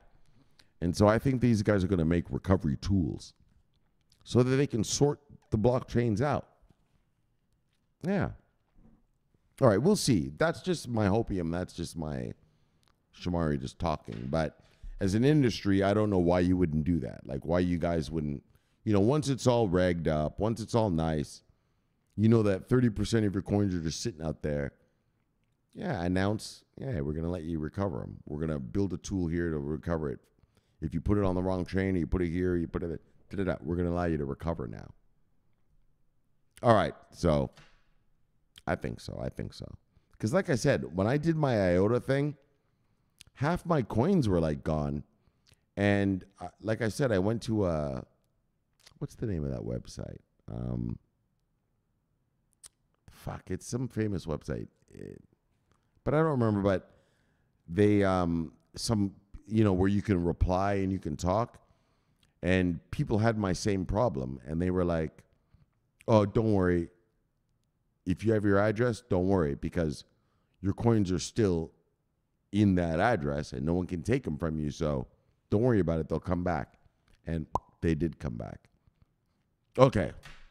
Yeah, Sloppy. Love you, Sloppy. Love you with the Bye. Hello, Sloppy. My brother holding down the insurgency in the Great White North. All right. Plus, he was going to help my mother, So I really love this guy. Oh, yeah. My mother has dementia. He's like, hey, man, if your mom needs anything, like, buy groceries or something, I'll help her out. Yeah, he's a good guy, like a real good guy. So anyways, though, not so anyways, but thank you, Sloppy, and bang! And now let's move on. In a recent development, VeChain released a decentralized application DApp kit, ushering in a new era for blockchain innovators and developers. This kit is set to transform decentralized application developments on the VeChain Thor blockchain, offering features such as simplified wallet management, enhanced UI components, React integration, and support for various languages and frameworks. So the availability of NPM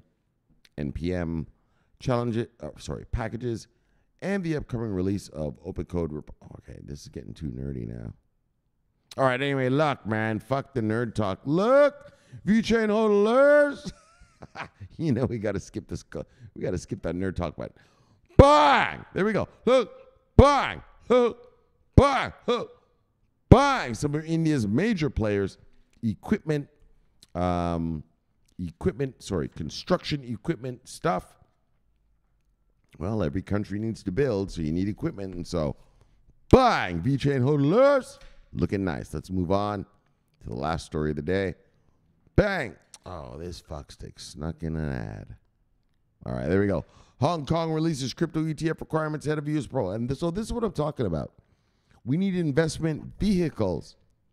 Right? You have to remember that people are not like us. Right? People are not like you and I. Well, I'm an investor. I'm a professional investor. My money makes me money. I don't have a 9-to-5 job. But people like you watching me, you're a 9-to-5 worker bees, and you're investing in this crypto space. In other words, you're branching out.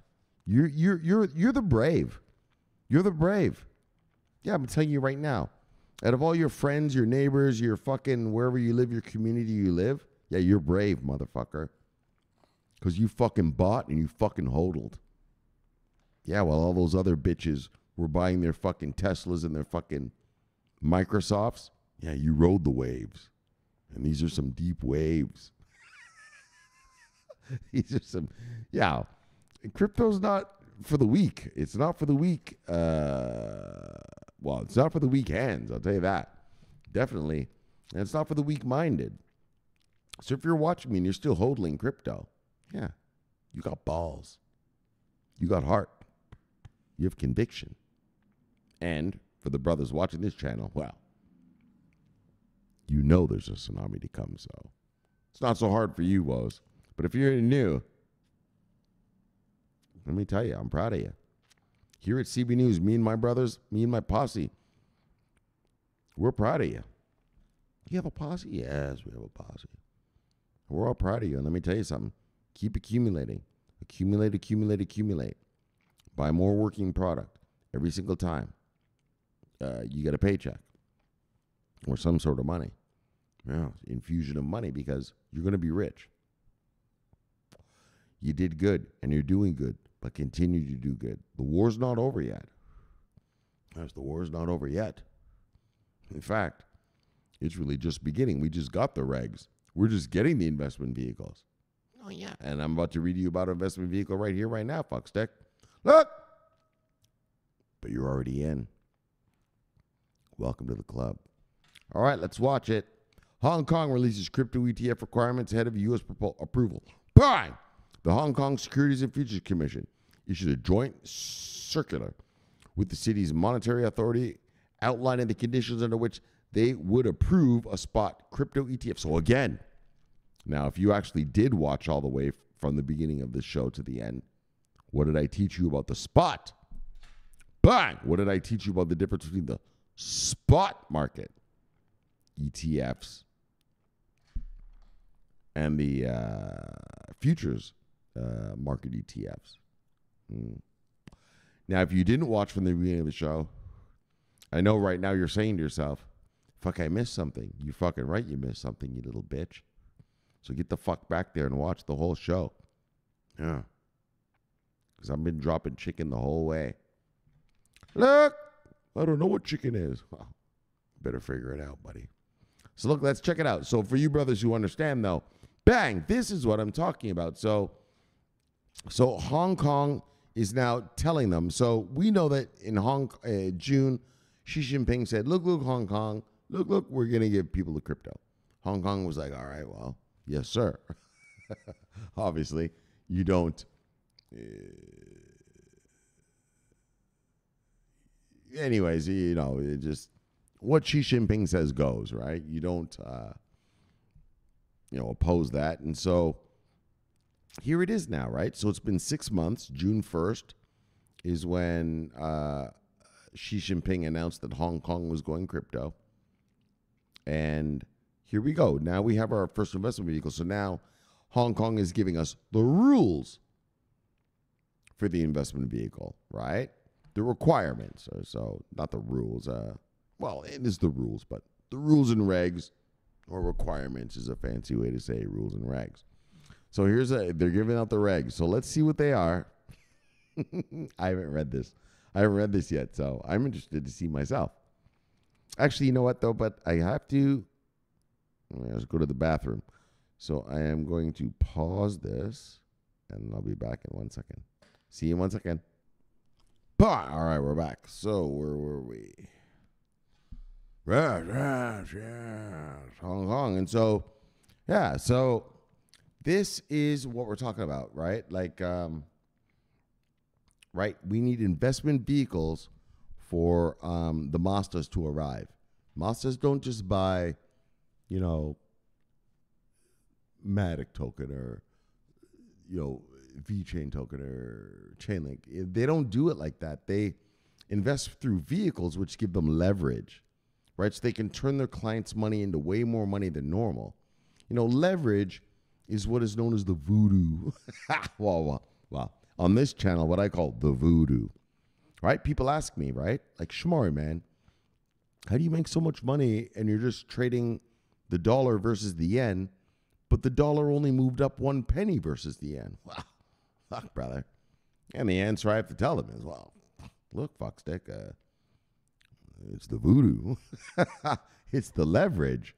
That's why I just made $3,000 off that trade when the dollar went up 1 penny. It only went up 1 penny. How did you make 3,000? It's the voodoo. And that's what we need. That's what Mastas, well, like myself and the real Mastas with trillions and billions and trillions desire. Leverage, the voodoo. And so this is, well, it's just, I'm not saying this is voodoo. This is just an ETF, but investment vehicles, that's what I'm trying to tell you. Because they will put their clients' money into ETFs as well. And if some ETFs do have leverage, and so we'll see about that. But voodoo, they don't just buy. Right now, you and I, you listening to me, you own some Bitcoin, you own some Ethereum, you own some Solana, you own some Stellar, blah, blah, blah. That's called vanilla. You actually own that token, just raw. It goes up 5 cents, you made 5 cents. It goes down 5 cents, You made 5 cents. Yeah, well, Mazdas don't do that. They use leveraged assets mostly. And it goes up 5 cents. All right, you just made $5 billion. Like that. Excuse me. Holy hiccups. All right, so let's check it out, though. Oh, and so that's why I'm telling you. So why are you telling me this, Shomari? Because that's why you're going to be rich. Because we have regulated investment vehicles for these people to buy from. Right? Like, you have to understand that, well, Coinbase is regulated here in America, so, but the assets aren't. And so that's what's a weird thing. America, we're fucking around. But let's look at Asia and, well, China and Europe. Now their people have regulated exchanges, regulated assets, regulated investment vehicles to deploy their clients' capital into. And that's why you're going to be rich. This is going to drive up the prices of everything, all the crypto. Okay, that's why you're going to be rich, all right? All right, so, I mean, it really is quite simple. It's not really rocket science. It's just finally we've got it, right? Finally it's happening. Okay, so look. As investors in the U.S. continue to speculate on the timeline of a Bitcoin ETF approval, spot Bitcoin ETF approval, Hong Kong is moving ahead with the regulatory framework for these investment vehicles. The Hong Kong Securities and Futures Commission, kind of like the SEC here, issued a joint circular with the city's monetary authority earlier this month. This release detailed the requirements under which the securities regulator would greenlight ETFs with more than 10% of holding in crypto. So you see what these guys are doing here. If you have more than 10%, you're going to be under this regulatory regime, right? Like I read to you. Oh, I didn't read to you. Oh, I talked to you. I yapped to you earlier about, so America said we're only going to greenlight Bitcoin ETFs that are physically settled, cash settled. Sorry. Not physically settled. Sorry. Fuck. Sorry. Let me start over again. We here in America, well, not we, but the SEC said we're only going to approve a Bitcoin ETF if it's cash settled, right? So that they get the tax returns for the government, right? Not physically settled, in which BlackRock gives you once you cash out your ETF shares, they give you the equivalent in Bitcoin. No, they're going to give you the equivalent in cash, which you have to pay tax on. So you see how, I guess why I bring that up is I'm showing you how different governments regulate. It's the same instrument. This is just an ETF, but they regulate them different, right? All right, so I just want you to see the diversity of, regulatory structures, or I should say, let me say it another way, regulatory regimes per country. So our regulatory regime for ETFs here in America is cash settled or nothing, fuckstick. And Uncle Sam gets his piece of the chicken. This is America. Uncle Sam always gets his piece of the chicken. Right? Yeah, sure. You own a restaurant here in America? Okay, you got to pay taxes on the profits. You own a construction company here in America? Yeah, you got to pay taxes on the profits. It's not a third world country. There's no getting away from it. You got to pay the taxes or the IRS will take your business from you. Right? Uncle Sam always makes sure he gets his piece of chicken. Which is the same for any of you watching me from Canada, from Britain, from Europe, from Australia, wherever you're watching me at right now, right?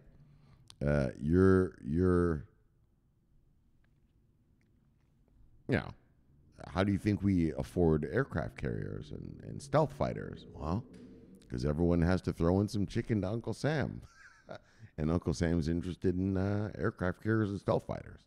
All right, so look, though, but fuck.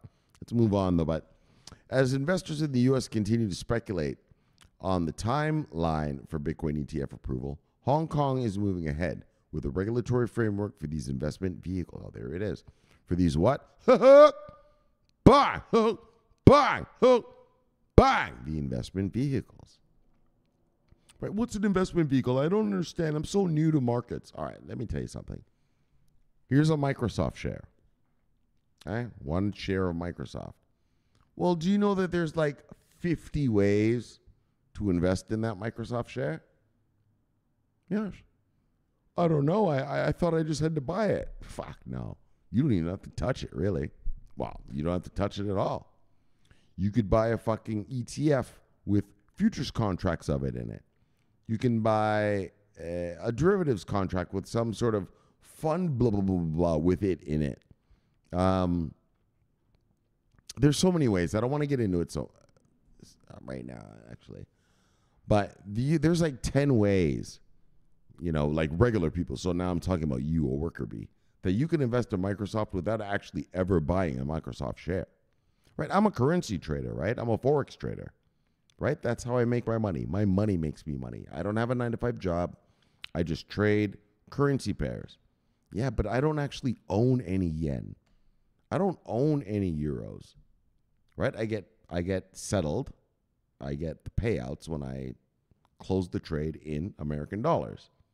Right? I don't own yen. I don't own gold. I don't own Australian dollars, Canadian dollars, any of that. Right? And I have what's called leverage. I mentioned earlier in the show that's called the voodoo. Well, what I call the voodoo of the markets. Right? You don't have to, and that's through an investment vehicle. Right? If I didn't have this investment vehicle, I would have to literally buy yens and buy pounds and buy all the time and all that kind of crap. Like, fuck all that. Like, when I can just buy the vehicle, that it's a derivative contract which gives me the price action of the underlying asset. So in this case, as a Forex trader, my underlying asset is the British pound versus the Japanese yen. Right? And so I'm taking the yen to go up. So on my chart, it goes down, right? Because the pound is going down against the yen, and I make money. Or I'm taking the pound to go up against the yen. So on my chart, it goes up. That's how I make money. But I never actually own. I don't own any pounds. I wouldn't mind. I don't own any yen. Again, I wouldn't mind. Right? That'd be nice. Right? Okay, so that's how markets work. Derivatives, contracts, and markets. All right, why did I bring that up? Let's just have a sip and let's move on. The Hong Kong Securities and Futures Commission issued a joint circular with the city's monetary authority earlier this month. This release detailed the requirements under which the securities regulator would greenlight ETFs. Oh, that's right. That's what we were talking about. So here in America, we greenlighted them. Again, I know I already said this, but I'm going to just say it again. Actually, I smoked a little weed when I went to take a piss, so I'm a little stoned right now. So I forgot what I told you. So look, in full disclosure, in case you're wondering why the fuck this guy's repeating what he already said. So in theirs, they're saying if you just have 10% of crypto in your shit, you got to report some shit. So let's read on. The regulators noted in the circular that globally the digital asset investment vehicle landscape has been evolving rapidly. Yeah, you're fucking right. It's evolving rapidly.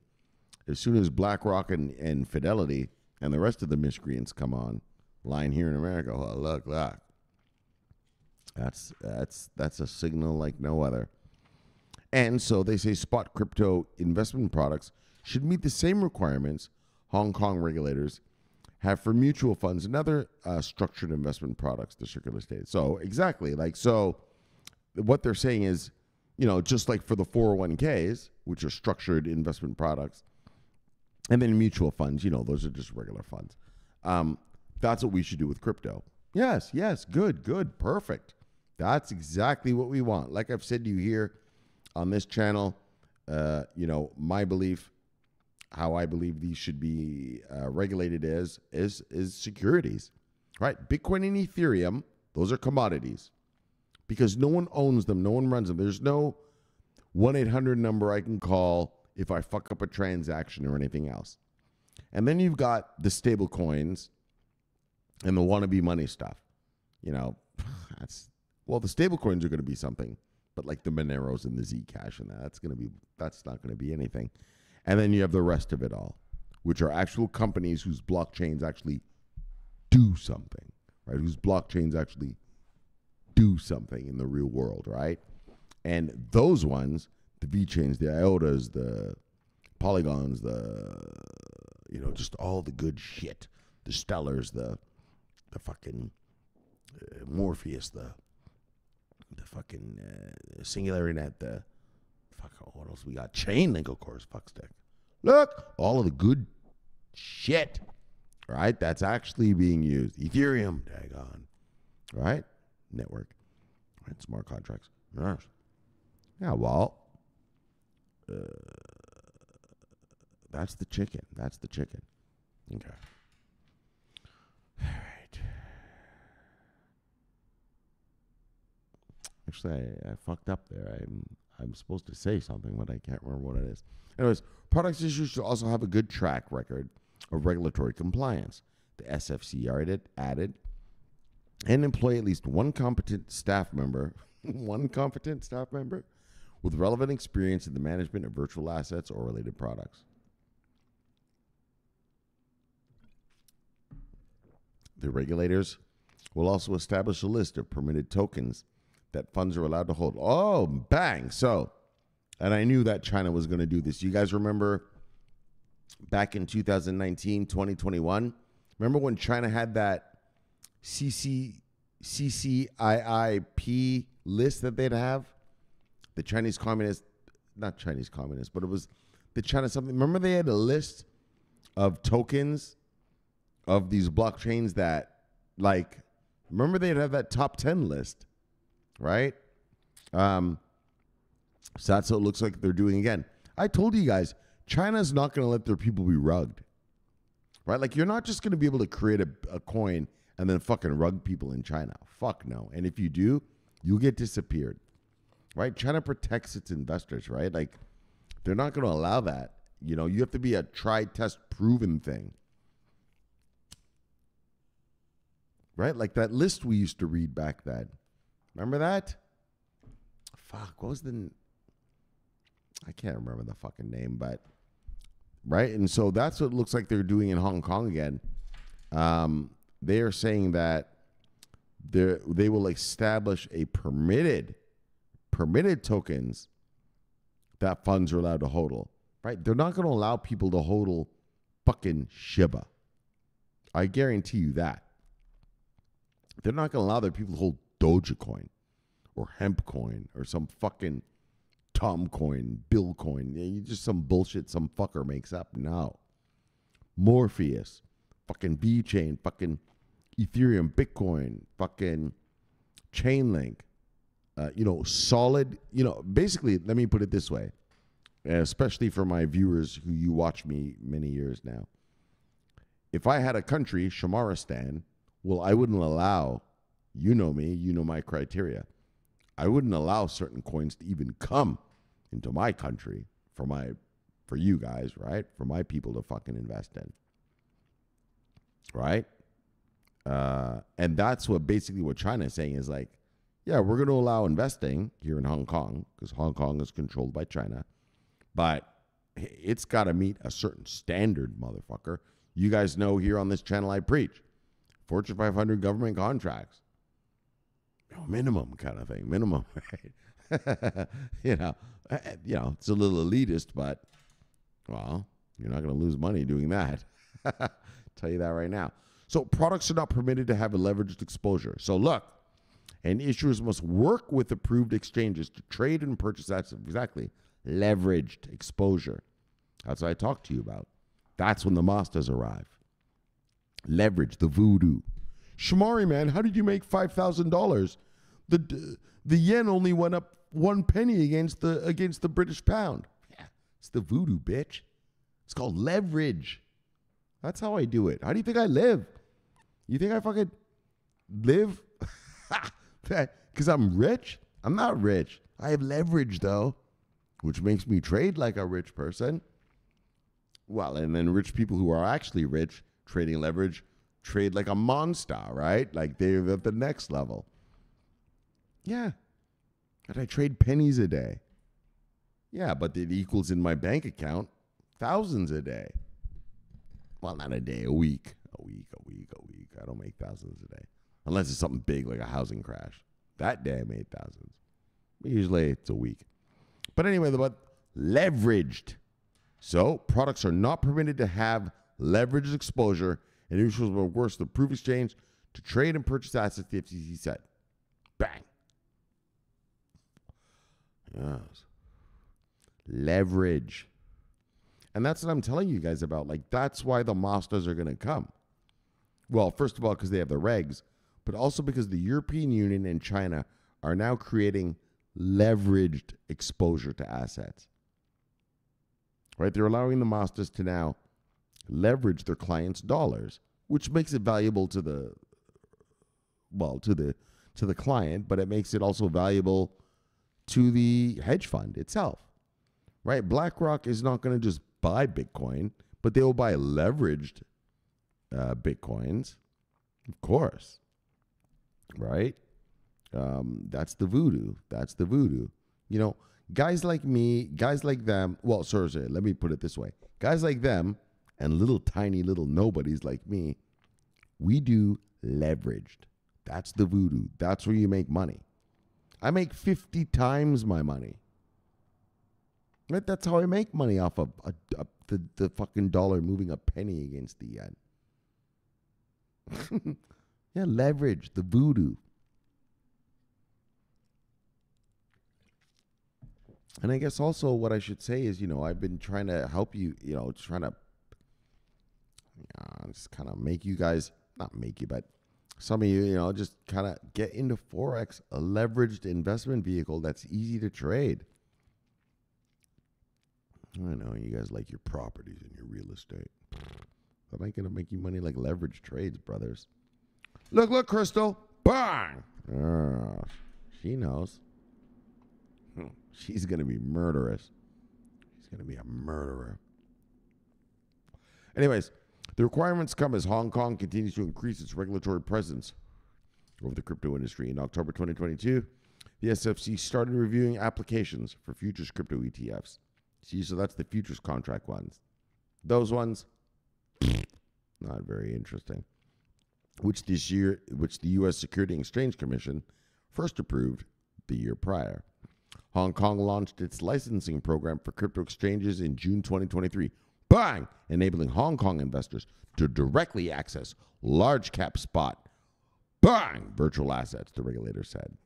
The product guidelines also come months after the SFC and the Hong Kong Monetary Authority upped their regulatory requirements to make some virtual currency offerings only available to professionals. And that's the truth. Bang! Some of this chicken is too deep. Some of it's too deep. You can't allow certain bad boy Wall Street, just market guys to unleash on soccer mom and dad because they will just rob them. So you got to segregate it. This is what retailers can have. Like here in America, we have a thing called being an accredited investor. So I have an aunt. So for me, I'm not an accredited investor. I could not meet the requirements of being one. So if I wanted to join BlackRock right now, I'm not allowed. I'm not big enough, good enough. Well, I'm good enough as a trader, but just I'm not big enough in terms of market. In terms of earnings and shit to be an accredited investor. Whereas my aunt, I have an aunt. She's a fucking property master in Ohio, California, all over America. Yeah, she is an accredited investor. She actually applied. And here in America, when you apply to be an accredited investor, you have to give like 5 years of tax returns and fucking 5 years of earnings and all this shit about yourself. And then once they think that you can take a certain amount of loss, they say, okay. And now she is actually allowed to be in a hedge fund, right? Whereas me, I wouldn't, you know, they'd call security. Like, security, get this miscreant out of here. Get this little miscreant out of here, right? Whereas for her, it's, oh, yes, ma'am, right away. Would you like some champagne or something while we talk about your investment? Yeah. Anyways, so the required, and so that's what they're saying here. And so that's what I'm saying. In China, they have a differentiation as well between what regular investors can have and only professionals or accredited, right? So professional / accredited investors. So the requirements made overseas crypto exchange traded funds inaccessible to typical retail investors. So the changes were part of an attempt by authorities to address the fallout from Hong Kong-based crypto exchange JPEX, which was embroiled in a $200 million scandal after luring investors with promises of a return of 20%. Eesh. The platform ceased withdrawals amid regulatory warnings, leaving many, including those who invested life savings, in dire straits. Oh, so that sounds like a Chinese FTX. Yeesh. All right, so there it is, though, guys. Investment vehicles. I wanted to show you this story in that the requirements are coming out, meaning that now everybody knows what the rules of the road are, and they can offer these investment vehicles. When you offer investment vehicles, those are like I showed you down there, leveraged, and that is what brings in the big money, the fucking big money to get our market cap from this $1.65 trillion bullshit to $5.7 trillion mega look. All right, let's get to the shout outs. Bang. Whoops. Wait, where's everybody? Bang. Technically bullish. Let me with the cheaper though. Bang. Yes.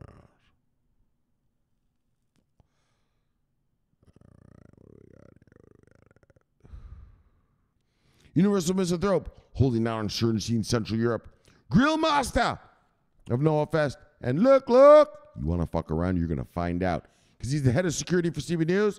Larry with the C brother, holding down insurgency in Central Europe. Bang! Yes. And his portfolio is finally in the green. Love it, brother. Bang! Bang! You deserve a bigger bang than that one. All right. DP Entertainment. Soul brother. Yeah, soul brother. Look, soul brother. Oh. You see how it be, you see how it do, you see how it get down. We're getting rich, biatch. Love for the sea brother. Bang! That's how it goes. Binium, truffle pig. Is our truffle pig? Yeah, Binium's our truffle pig. If you don't know what a truffle pig is, think of the word analyst. He's a master. Today, one of our brothers, Sloppy, he sent some shit, not into Neverland, because it's in a wallet he controls, so it's not Neverland, right? Because you could send your shit away somewhere where it's like, I can't get it, but you still know where it is, and you can retrieve it later. Or you can send it to Neverland, and, well, that's just Neverland. So, but Benjamin was trying to help out our brother Sloppy, who holds down our insurgency, the Great White North. So, but look, Benjamin, Lever Brother, Z Brother, Truffle Pig, bang! Yes, we'll get to Sloppy in a second. I think he's around here somewhere. DJ Pollywood, Lever Brother, Z Brother, bang! Pulse X Master, Pulse Chain, yes. Man, dog. Love you, brother. That's all I'm going to say about that. Bang, bang. Oh, look at this. Son of a bitch. Hook, bang, bang. Got you, Ronkers. You son of a bitch. Got you, Ronkers. Oh, or isn't it time now? What have we been talking about? What the fuck have we been talking about for 5 fucking long years, brother? I mean, I know you're used to, I know you, motherfuckers like, he's a stock market killer. So fuckers like him are used to seeing the paint dry.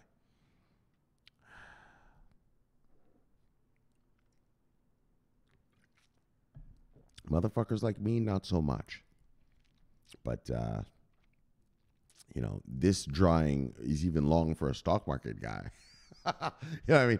Even those guys are like, daggone, what the hell's going on around here? They're checking their watch. Like, what the fuck is going on around here? So 007, no need to check the watch anymore, brother. Bang! Well, still just a little bit. But Q2, brother. end of Q2. And I know what you're saying. I know what you're saying to me.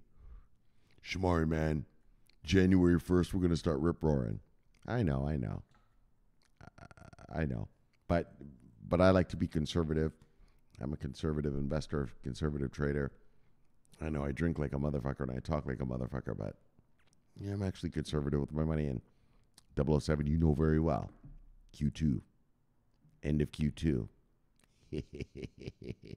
We're going to start making some no-FS plans. So look, you daggone fuckstick. Hook, bang, hook, bang, hook, bang. And he's got the chicken. Hook, bang. Love you, brother. See you, brother. Bang. 007. Yes, 007. You know. I know. The chicken it's really right around the corner. But you know what I like to do, 007? Let me talk to you a little bit more, just a little bit. You know, I like to be very conservative so that I think the worst is going to happen. And then when the worst doesn't happen, I think, oh, great. Right? I prepare for the worst in life. Right? The worst. I always prepare for the worst in life. Not stupidly worse. Not like, oh, we're going to have to plant our own vegetables worse. But I plan for the worst. And so when it doesn't happen, it's like, oh, good. This is better than what I thought. Because I've already got myself mentally and physically and just, prepared, humanly prepared for the worst. And so that's why I say at the end of Q2, but honestly,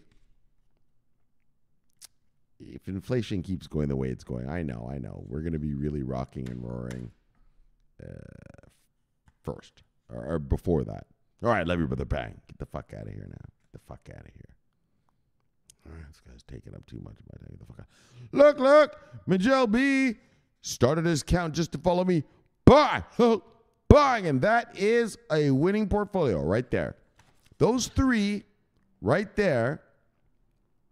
Honestly, that's all you need. That's all you need.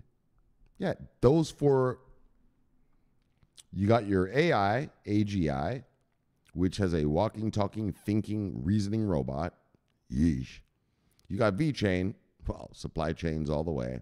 And you have IOTA, smart cities all the way, all across Europe and the world. That right there is what a portfolio for the future is built for. Well, not just the future. I mean, even now. But bang. Miguel G. Larry with the Cbnews. Bang. Exactly. That's it. If you only have those three, man, you're so good. And I'll put it another way. If you don't have these three, wait, where is he? If you don't have these three, yeah, or at least a couple of these three, I don't know what your criteria for.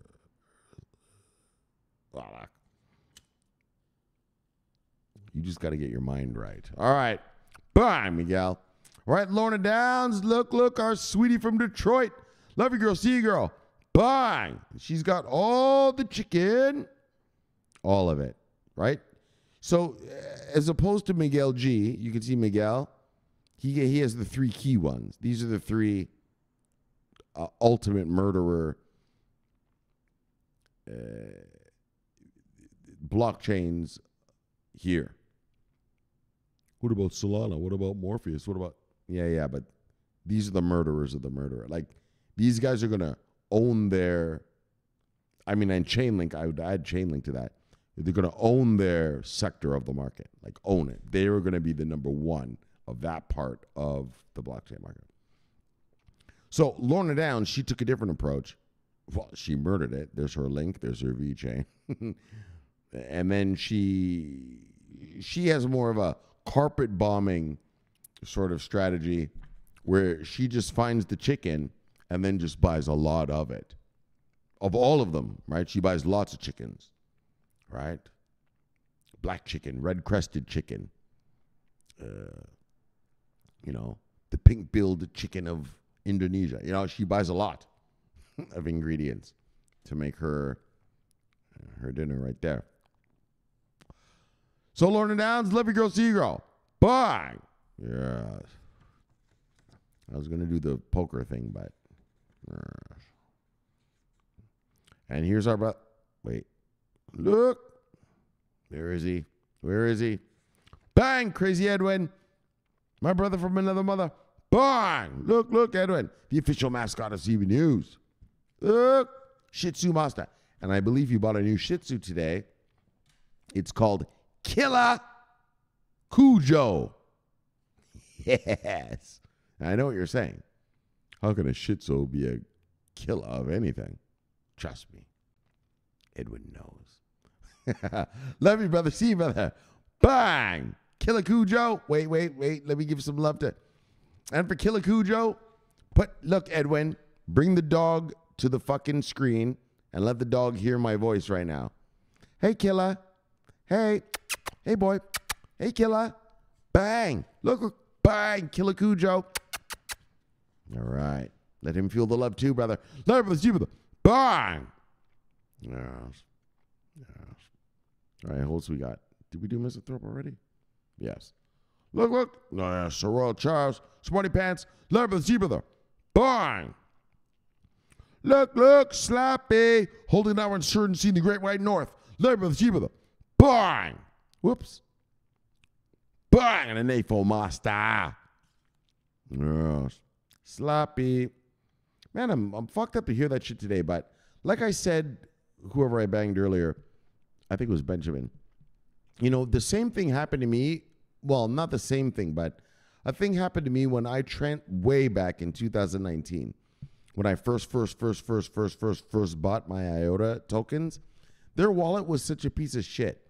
And I sent my tokens over there to it, and they showed up like when I got them there. But then like a month later I looked and it was zero. It said zero. And I was like, what the fuck? I thought I was hacked or something. And so I went on, I Googled, my IOTA tokens missing. And then like on, I can't remember the name of this fucking website. It's so stupid. But there were other threads of my IOTAs missing. And guys were saying, look, as long as your IOTA, you've got your address and everything and you have control of it, your IOTAs will show up later. Just wait a little while. Wait a few months, right? And so I did. I waited 6 months, and then I downloaded the new IOTA app because it was on my ledger. It's through my ledger. And I put the ledger on, and boom, there my tokens came. And so, Sloppy, I don't think your shit is off to Neverland. I think your shit is just that, well, you're just not allowed to touch it yet, land. Right? Because you can see your address, you said. And so, like you said, I think V-Channel will come out with something where like, oh, did you send your shit the wrong way? And like I said at the beginning of the program, actually, was that I think that all of these chains, they all have about 20 to 30% of these tokens are kind of lost. Well, they're not really lost. They're still on chain. Just people don't know how to retrieve them. And I think a lot of these blockchain services providers, distributed ledger technology services providers, are going to offer tools for people to retrieve their shit easier. Like, did you send your coin on this chain instead of blah, blah, blah chain? Don't worry. Retrieve it here, right? Put it in this wallet, temporary wallet. Now put it to your thing and it'll be normal. Now put it to your regular wallet and it'll be normal. You know what I mean? So, well, I hope so. So, and I think that's necessary because people don't know that, I'll tell you a story, actually. I sent VeChain over the Ethereum chain once. Yeah, I didn't know. Yeah. I mean, I got my shit back, but... And that's what I'm saying. Like, I think these companies will come out with, like, just shit to get your shit back. So anyways, though, keep holding our insurgency in the Great White North, brother. Love with the G, brother. Bang! Yes. Holding down our insurgency. You have an insurgency? Huh. Illuminati style, bitches. We're Illuminati style. Yes. We are the New World Order. All right. One more. Victor, love you with the C with the bang. All right, let's get back to the Death Star. Fucking. Where are we here? Let's get back to the Death Star. Bang. Welcome back, everybody. Bang. There we go. All right. So we had a great show for you today. A lot of yap. As I warned you. Holy, we're 2 hours and 14 minutes in already. Yes. Well, you deserve it. You guys deserve it,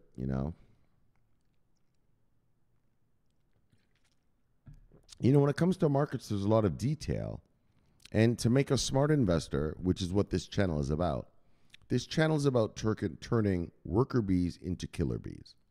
Well, to make a regular fucking civilian into a worker bee into a killer bee, is they have to learn what the fuck, right? To become a lawyer, well, you got to sit through the lectures. Well, and my killer bees, they've sat through lectures. From custody to futures contracts all the way up. But that's what makes my subscribers killers. I might not have a lot of subscribers, but trust me, my subscribers are making a lot more money than anyone else's. A lot more money than anyone else. Why? Because they took the time and effort. And I took the time and effort to actually sit down and explain it. Right? Because I want them to be killer bees, and I want to meet them one day and want them, be like, thanks, Shomari. You're welcome, fuckstick. Settle down. Right? Like I said, bring me a Porsche to Noah Fast. A Porsche. Or a check for about 50 grand. I can get a Porsche. I love Porsches, man. Old 911s. Fuck, they're sweet. I don't know what it is about them. That little curved the curved kind of shit. All right, though, so anyways, brothers, so there's a great new year that we're coming into. And I want to tell you and everybody watching this channel, not just the brothers, but the civilians as well, noobs to this channel, you are going to be rich this year. You're going to be rich. If you're not rich, you're at least going to see massive, massive, massive gains. The institutional investors are about to arrive. The spot market ETFs are about to arrive. And remember this. Why the spot market ETF? Look, when Bitcoin goes up in this market, everything goes up. When Bitcoin goes down, everything goes down. Right? It's very correlated market right now, meaning everything is based on one asset, this thing called Bitcoin. And so what is so great about that is that the spot market ETFs are going to send Bitcoin flying. So when Bitcoin flies, well, everything else gets dragged up with it. And that's why you're going to be rich. All your altcoins. But I don't own Bitcoin, Shomari. You don't need to. All your altcoins, even the dog shit ones, are going to gain massively, massively this year. Like I just read to you, and I'm going to read about it here. The Hong Kong investment vehicles are coming. The European investment vehicles are coming. BlackRock, Fidelity, and those boys here in America, that investment vehicle is coming. And it is coming. Right? This is it. You're about to be rich. And so on that level as well, I want to tell you, every fucking single penny you can afford, buy crypto now. I'm not telling you which ones. I'm not saying go buy Morpheus, Solana, Chainlink, VeChain, Stellar, SingularityNet, IOTA. But in my opinion, it wouldn't hurt to add to your portfolio any of those that I just mentioned. Again, those are just the opinions of the presenter. This isn't financial information, but or not financial advice. I'm just saying, for me, Shomari Clarke, giving my opinion, I think those right there, if you can stock up on them, or their ecosystem tokens, which is what I told you, Truffle Pig, our brother Benjamin was telling it, has shown us, that's the chicken. That's the shit right now. You want to get rich? And because there's still time. You got a couple more months. But you don't want to. And the reason I say this, well, Shomari, because you're going to get priced out. You got to do it now. Well, what do I got to do it now? Well, you're going to get priced out. What does priced out mean? It means when an asset gets to a certain level that it's not worth, well, let me put it this way. When an asset gets to a certain level, it's worth buying something else rather than that anymore. Right? Like, for instance, I bought my Bitcoin at $3,100. Yeah, do you think I'm going to buy it at 40 fucking something? No. Even if I went to 88,000, well, that'd only be doubling my money. If I were to spend $30,000 right now, a 30-piece chicken, I told you guys. So, for instance, I'll give you an example. VeChain. I bought it at 0.003. Right? It's now like 2 cents, 3 cents or something. Right? But my price target for it is $1. So until it gets to 10 cents, so 10 times the money, right? Like once it gets to 10 cents, going to $1 is only 10 times my money. That's not worth it anymore. I can buy other cryptos in here that are going to be more than 10 times the money I put in. Do you see what I'm saying? So until I'm priced out of VeChain, though, I'm going to still buy it until it gets to 10 cents, right? We were past 10 cents and I stopped buying it.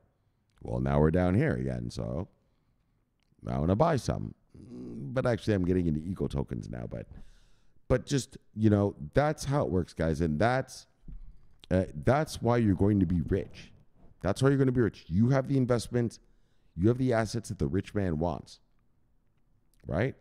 You're like Noah. You saw an opportunity and you took it. That's the smart thing to do. You're trying to make your money make you money. You're becoming what's called an investor. Yes. Making the right decisions with their capital, deploying that capital, and waiting for ROI. ROI, your return on investment now, right? You know, I'm a currency trader, a real one. And why am I in this crypto space? Because I believe the ROI of what I invest in this space will make me more money over time than if I had just traded it myself. You don't think you could have beat the market? I don't think so. I don't think so. Right, and that's just being honest, right? Yeah, you know, anyone with an ego would say, man, I could have murdered the market. I'm being honest with myself. And I want to be honest with myself because as I make this crypto money, well, obviously I'm going to funnel it back to my Forex money. And now I'll be making, you know, killer. Not just renting some shit like this. Oh, and I'm sorry about the mess here, guys. I know. I'm about to make some souvlaki. I know all the spices and shit on here. I'm about to make some souvlaki, some Greek souvlaki. So I was going to make it, and then I was like, fuck this. I'm going to talk to the brothers. And so that's why I came. Yeah. All right, but let's get to the stories. Chainlink is now on Polygon, and so that's great. Chainlink to the rescue. Look, it's Chainlink to the rescue. Polygon, you've got a blockchain. No data feed on it, and it's such a shame. You looked down, you looked sad and blue, but you got your mind right and called Chainlink. Yes. They came to the rescue. They came to the rescue. Look, it's Chainlink to the rescue. Always to the rescue. Always to the rescue. Chainlink bailed out Polygon, and Polygon bails out Chainlink because that's a lot of eco tokens and shit that are going to use the Chainlink. And so great things for both of them. So this is a twofer. This is a Polygon onboarding and a Chainlink onboarding. That this is truly a symbiotic relationship that brings value to both these chains. And that is great to see. So Chainlink holders, Polygon holders, bang, hook, bang, hook, bang. This is a great one. All right, let's move on. VeChain onboards Indian giants. And so, again, India, I'm not going to sit here and complain about India all night. But just it's so weird. Like, their companies use blockchain. Their government, right? I told you, uses Ethereum on 19 of their ports, seaports. But it's just that they don't want to let their people invest in it. It's stupid. I don't know what's going on there. There's something going on there. I don't know what's going on there. But anyways, what's going on here is VeChain is onboarded by some Indian giants for the supply chains for the, construction equipment. And so, great. India says they want to be number 2 in construction equipment. Right now, construction equipment is number 1 in China, number 2 in the U.S., and right now India's number 3.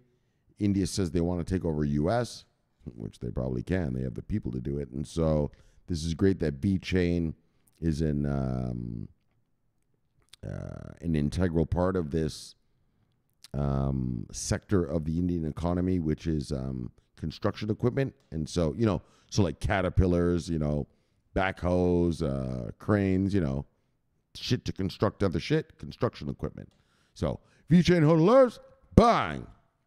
And then finally, Hong Kong releases ETF requirements. And so, like I said, that's it. That's what we want to see. Investment vehicles coming out of Hong Kong. And you saw that they had the requirements for the retailers, but you saw that they had the requirements for what they said was the leveraged, the leveraged investors, the professional leveraged investors. And that's what we want. Leverage. You know, if you meet someone who invests with leverage, well, you know you're talking to a master. Okay? If you're talking to a vanilla motherfucker, all right, that's just a soccer mom or dad. But when you talk to a leveraged master, well, okay, that's not true. Just you're not a master just because you're leveraged. But anyways, though, but the point is they've released their requirements for the ETFs. This is what we need. We need spot ETFs, as I said to you at the beginning of the show, not futures contract ETF or any kind of weird little thing like that, derivative ETF. We need spot ETFs, and that's what's coming out of Hong Kong. And then I'm going to bring up the BlackRock thing. That's what's so amazing about this year, guys, is BlackRock, Fidelity, the number 1, 2 number players in America anyway, pretty much the G20 nations, but other countries have their big boys too. I mean, Britain has their own big boys, every country has their own big boys, but BlackRock is just the global biggest of big boys. And so that's what's great. And that's a spot ETF that they want to release here in America. And, the reason why BlackRock ETF is so special is because, BlackRock handles the money of the biggest of the big in the world. They handle, Saudi prince money. They handle all the top Chinese Communist Party member money, Xi Jinping and his kids, right? Xi Jinping's kids, how they get so rich? Yeah, well, think about that. Google that. You'll see there's a whole controversy about it. How are his kids so rich? He's a government employee. Well, a little insider trading maybe. But he handles, royal family money, King of Jordan money. Or, sorry, not he. BlackRock does. And so that's what's amazing, that they're coming to our space. And meaning, if they're offering their product and they're an asset manager, well, obviously, they're going to funnel their clients' money into that investment vehicle and into the space in general. I mean, you have to remember that BlackRock is offering a Bitcoin ETF now, but there's nothing saying that there won't be an Ethereum ETF, Morpheus ETF, or sort of an AI ETF where they have multiple blockchains with AI in it, or Oracle ETF where they have multiple blockchains with offering oracles, not just Chainlink, but others. And so you can envision the expansion of that space, just the ETF space, as connected to the cryptocurrency market, the distributed ledger technology market, right? And so why I'm telling you you're going to be rich is because this is the thing. Think about this. All those things that I just told you, all those investment vehicles that I just thought of. Yeah, well, you think people haven't thought of them? Yeah, that's the guys are preparing for right now. That's what the banksters and everybody in Europe are preparing for right now. That's what these motherfuckers in China are preparing for right now. That's what the motherfuckers here in America are preparing for right now. To offer these investment vehicles, whether leveraged or not, to the public and to the professionals. And that's why you're going to be rich. This is our boom year. Now, I know I hate to do this, but on this channel, we don't blow sunshine. Inflation needs to keep going down. If inflation starts going up again and we need to raise rates again, no bueno. I don't think that's going to happen. If China invades Taiwan, you can fuck all of this. All the good times and all the good talk I told you, you can fuck all of it. And if Russia blows off a nuke in Ukraine, again, you can fuck all of this. This isn't going to happen. And that's the sad truth. But, Shomari, man, that's some scary shit, man. Do you think that's going to go down? No, I don't. I don't think any of that's going to go down. Russia's not going to blow off a nuke because they have a stalemate in Ukraine. Ukraine isn't advancing. They're not advancing. It's a stalemate, and everyone can live with that. China. Is China going to invade Taiwan? Absolutely not. Their economy is already getting murdered. They can't afford a war. Well, especially against us and stuff like that. I mean, that's not going to work for them. And so that's not going to happen.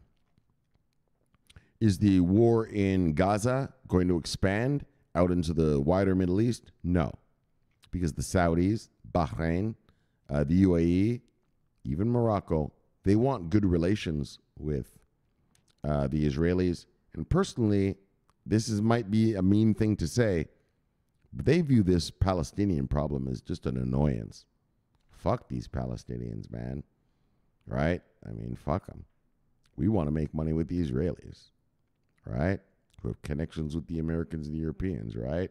If I'm bin Salman, fuck, man, I feel sad for the Palestinians, but sorry. That's the cold, hard, real politic. Okay? And so that's why you're going to be rich, because none of those things are going to happen. And except maybe the inflation thing, but I doubt it. And so you're going to be rich next year. So I want you right now to accumulate. What I've said on this channel for 5, going on 6 years now. January 30th is our 6th year anniversary, isn't it? Fucking weird, man. I thought I was going to be just doing this shit for a couple of years. At 2020, I'd be out. Look, no fest and then out. Anyways, here we still are. Still in the trenches. Still fighting the war. Still fighting the good fight. And so look, accumulate. Fight that good fight. Think of it for your family, your kids, and if you're like me, well, for yourself, motherfucker, because why not get rich? All right. So on that note, let's shill it. Look, let's kill it. Let's get you back to your wives and lives. Have a very, very, very happy new year. And trust me, by the end of Q1, Q2, you are going to start feeling it. Feeling the riches coming now. Even if you're new to this thing. If you're older, you know what I'm talking about. But if you're new, you're going to feel it now. I love you. I'll see you all in the new year. My name is Shomari Clarke. Always watching our money, always watching our crypto. Thank you for having me in your home. And this is the favorite time of my day. I will see you all next time for another fun fact-filled day of crypto talk. But until then, subscribe here and press the bell. Watch that video there and get your mind right. And I'll see you all next time. My name is Shomari Clarke. I always love you guys. That's why I do this shit for free. And I'll see you all in the next year. Let me give some shout outs. Sloppy, Edwin, Benjamin, 007, Grunstable, Adam, Sir Royal Charles, Soul Brother, DP, Elise, Spy Lady, Crystal. Yes, Crystal. Bang. You're my favorite. Forex girl. Yes. Who else we got? Pollywood. Richada. The Enforcer. Who else we got? Sloppy. Did I say Sloppy? Of course I probably did already, but gets another one. Bang! Sloppy. All of you. Kenneth Hines. Bang! Yeah, so let me mention everybody. Who else we got? Adam. I said Adam. What's that guy named? Crypto Lead. Bang.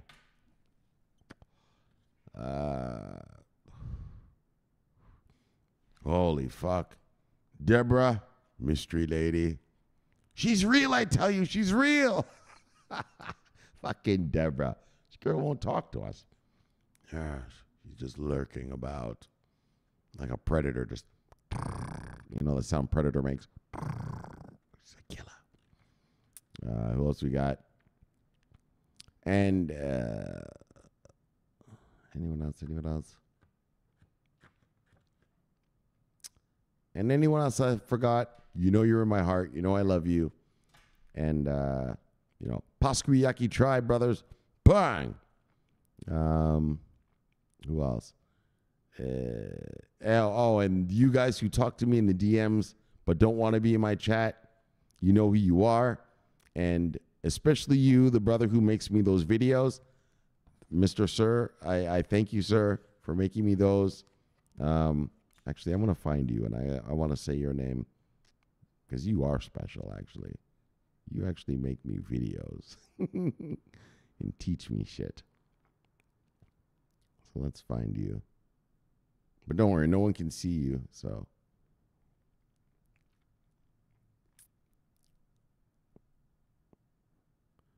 Ivan Czar. Look, Mr. Czar.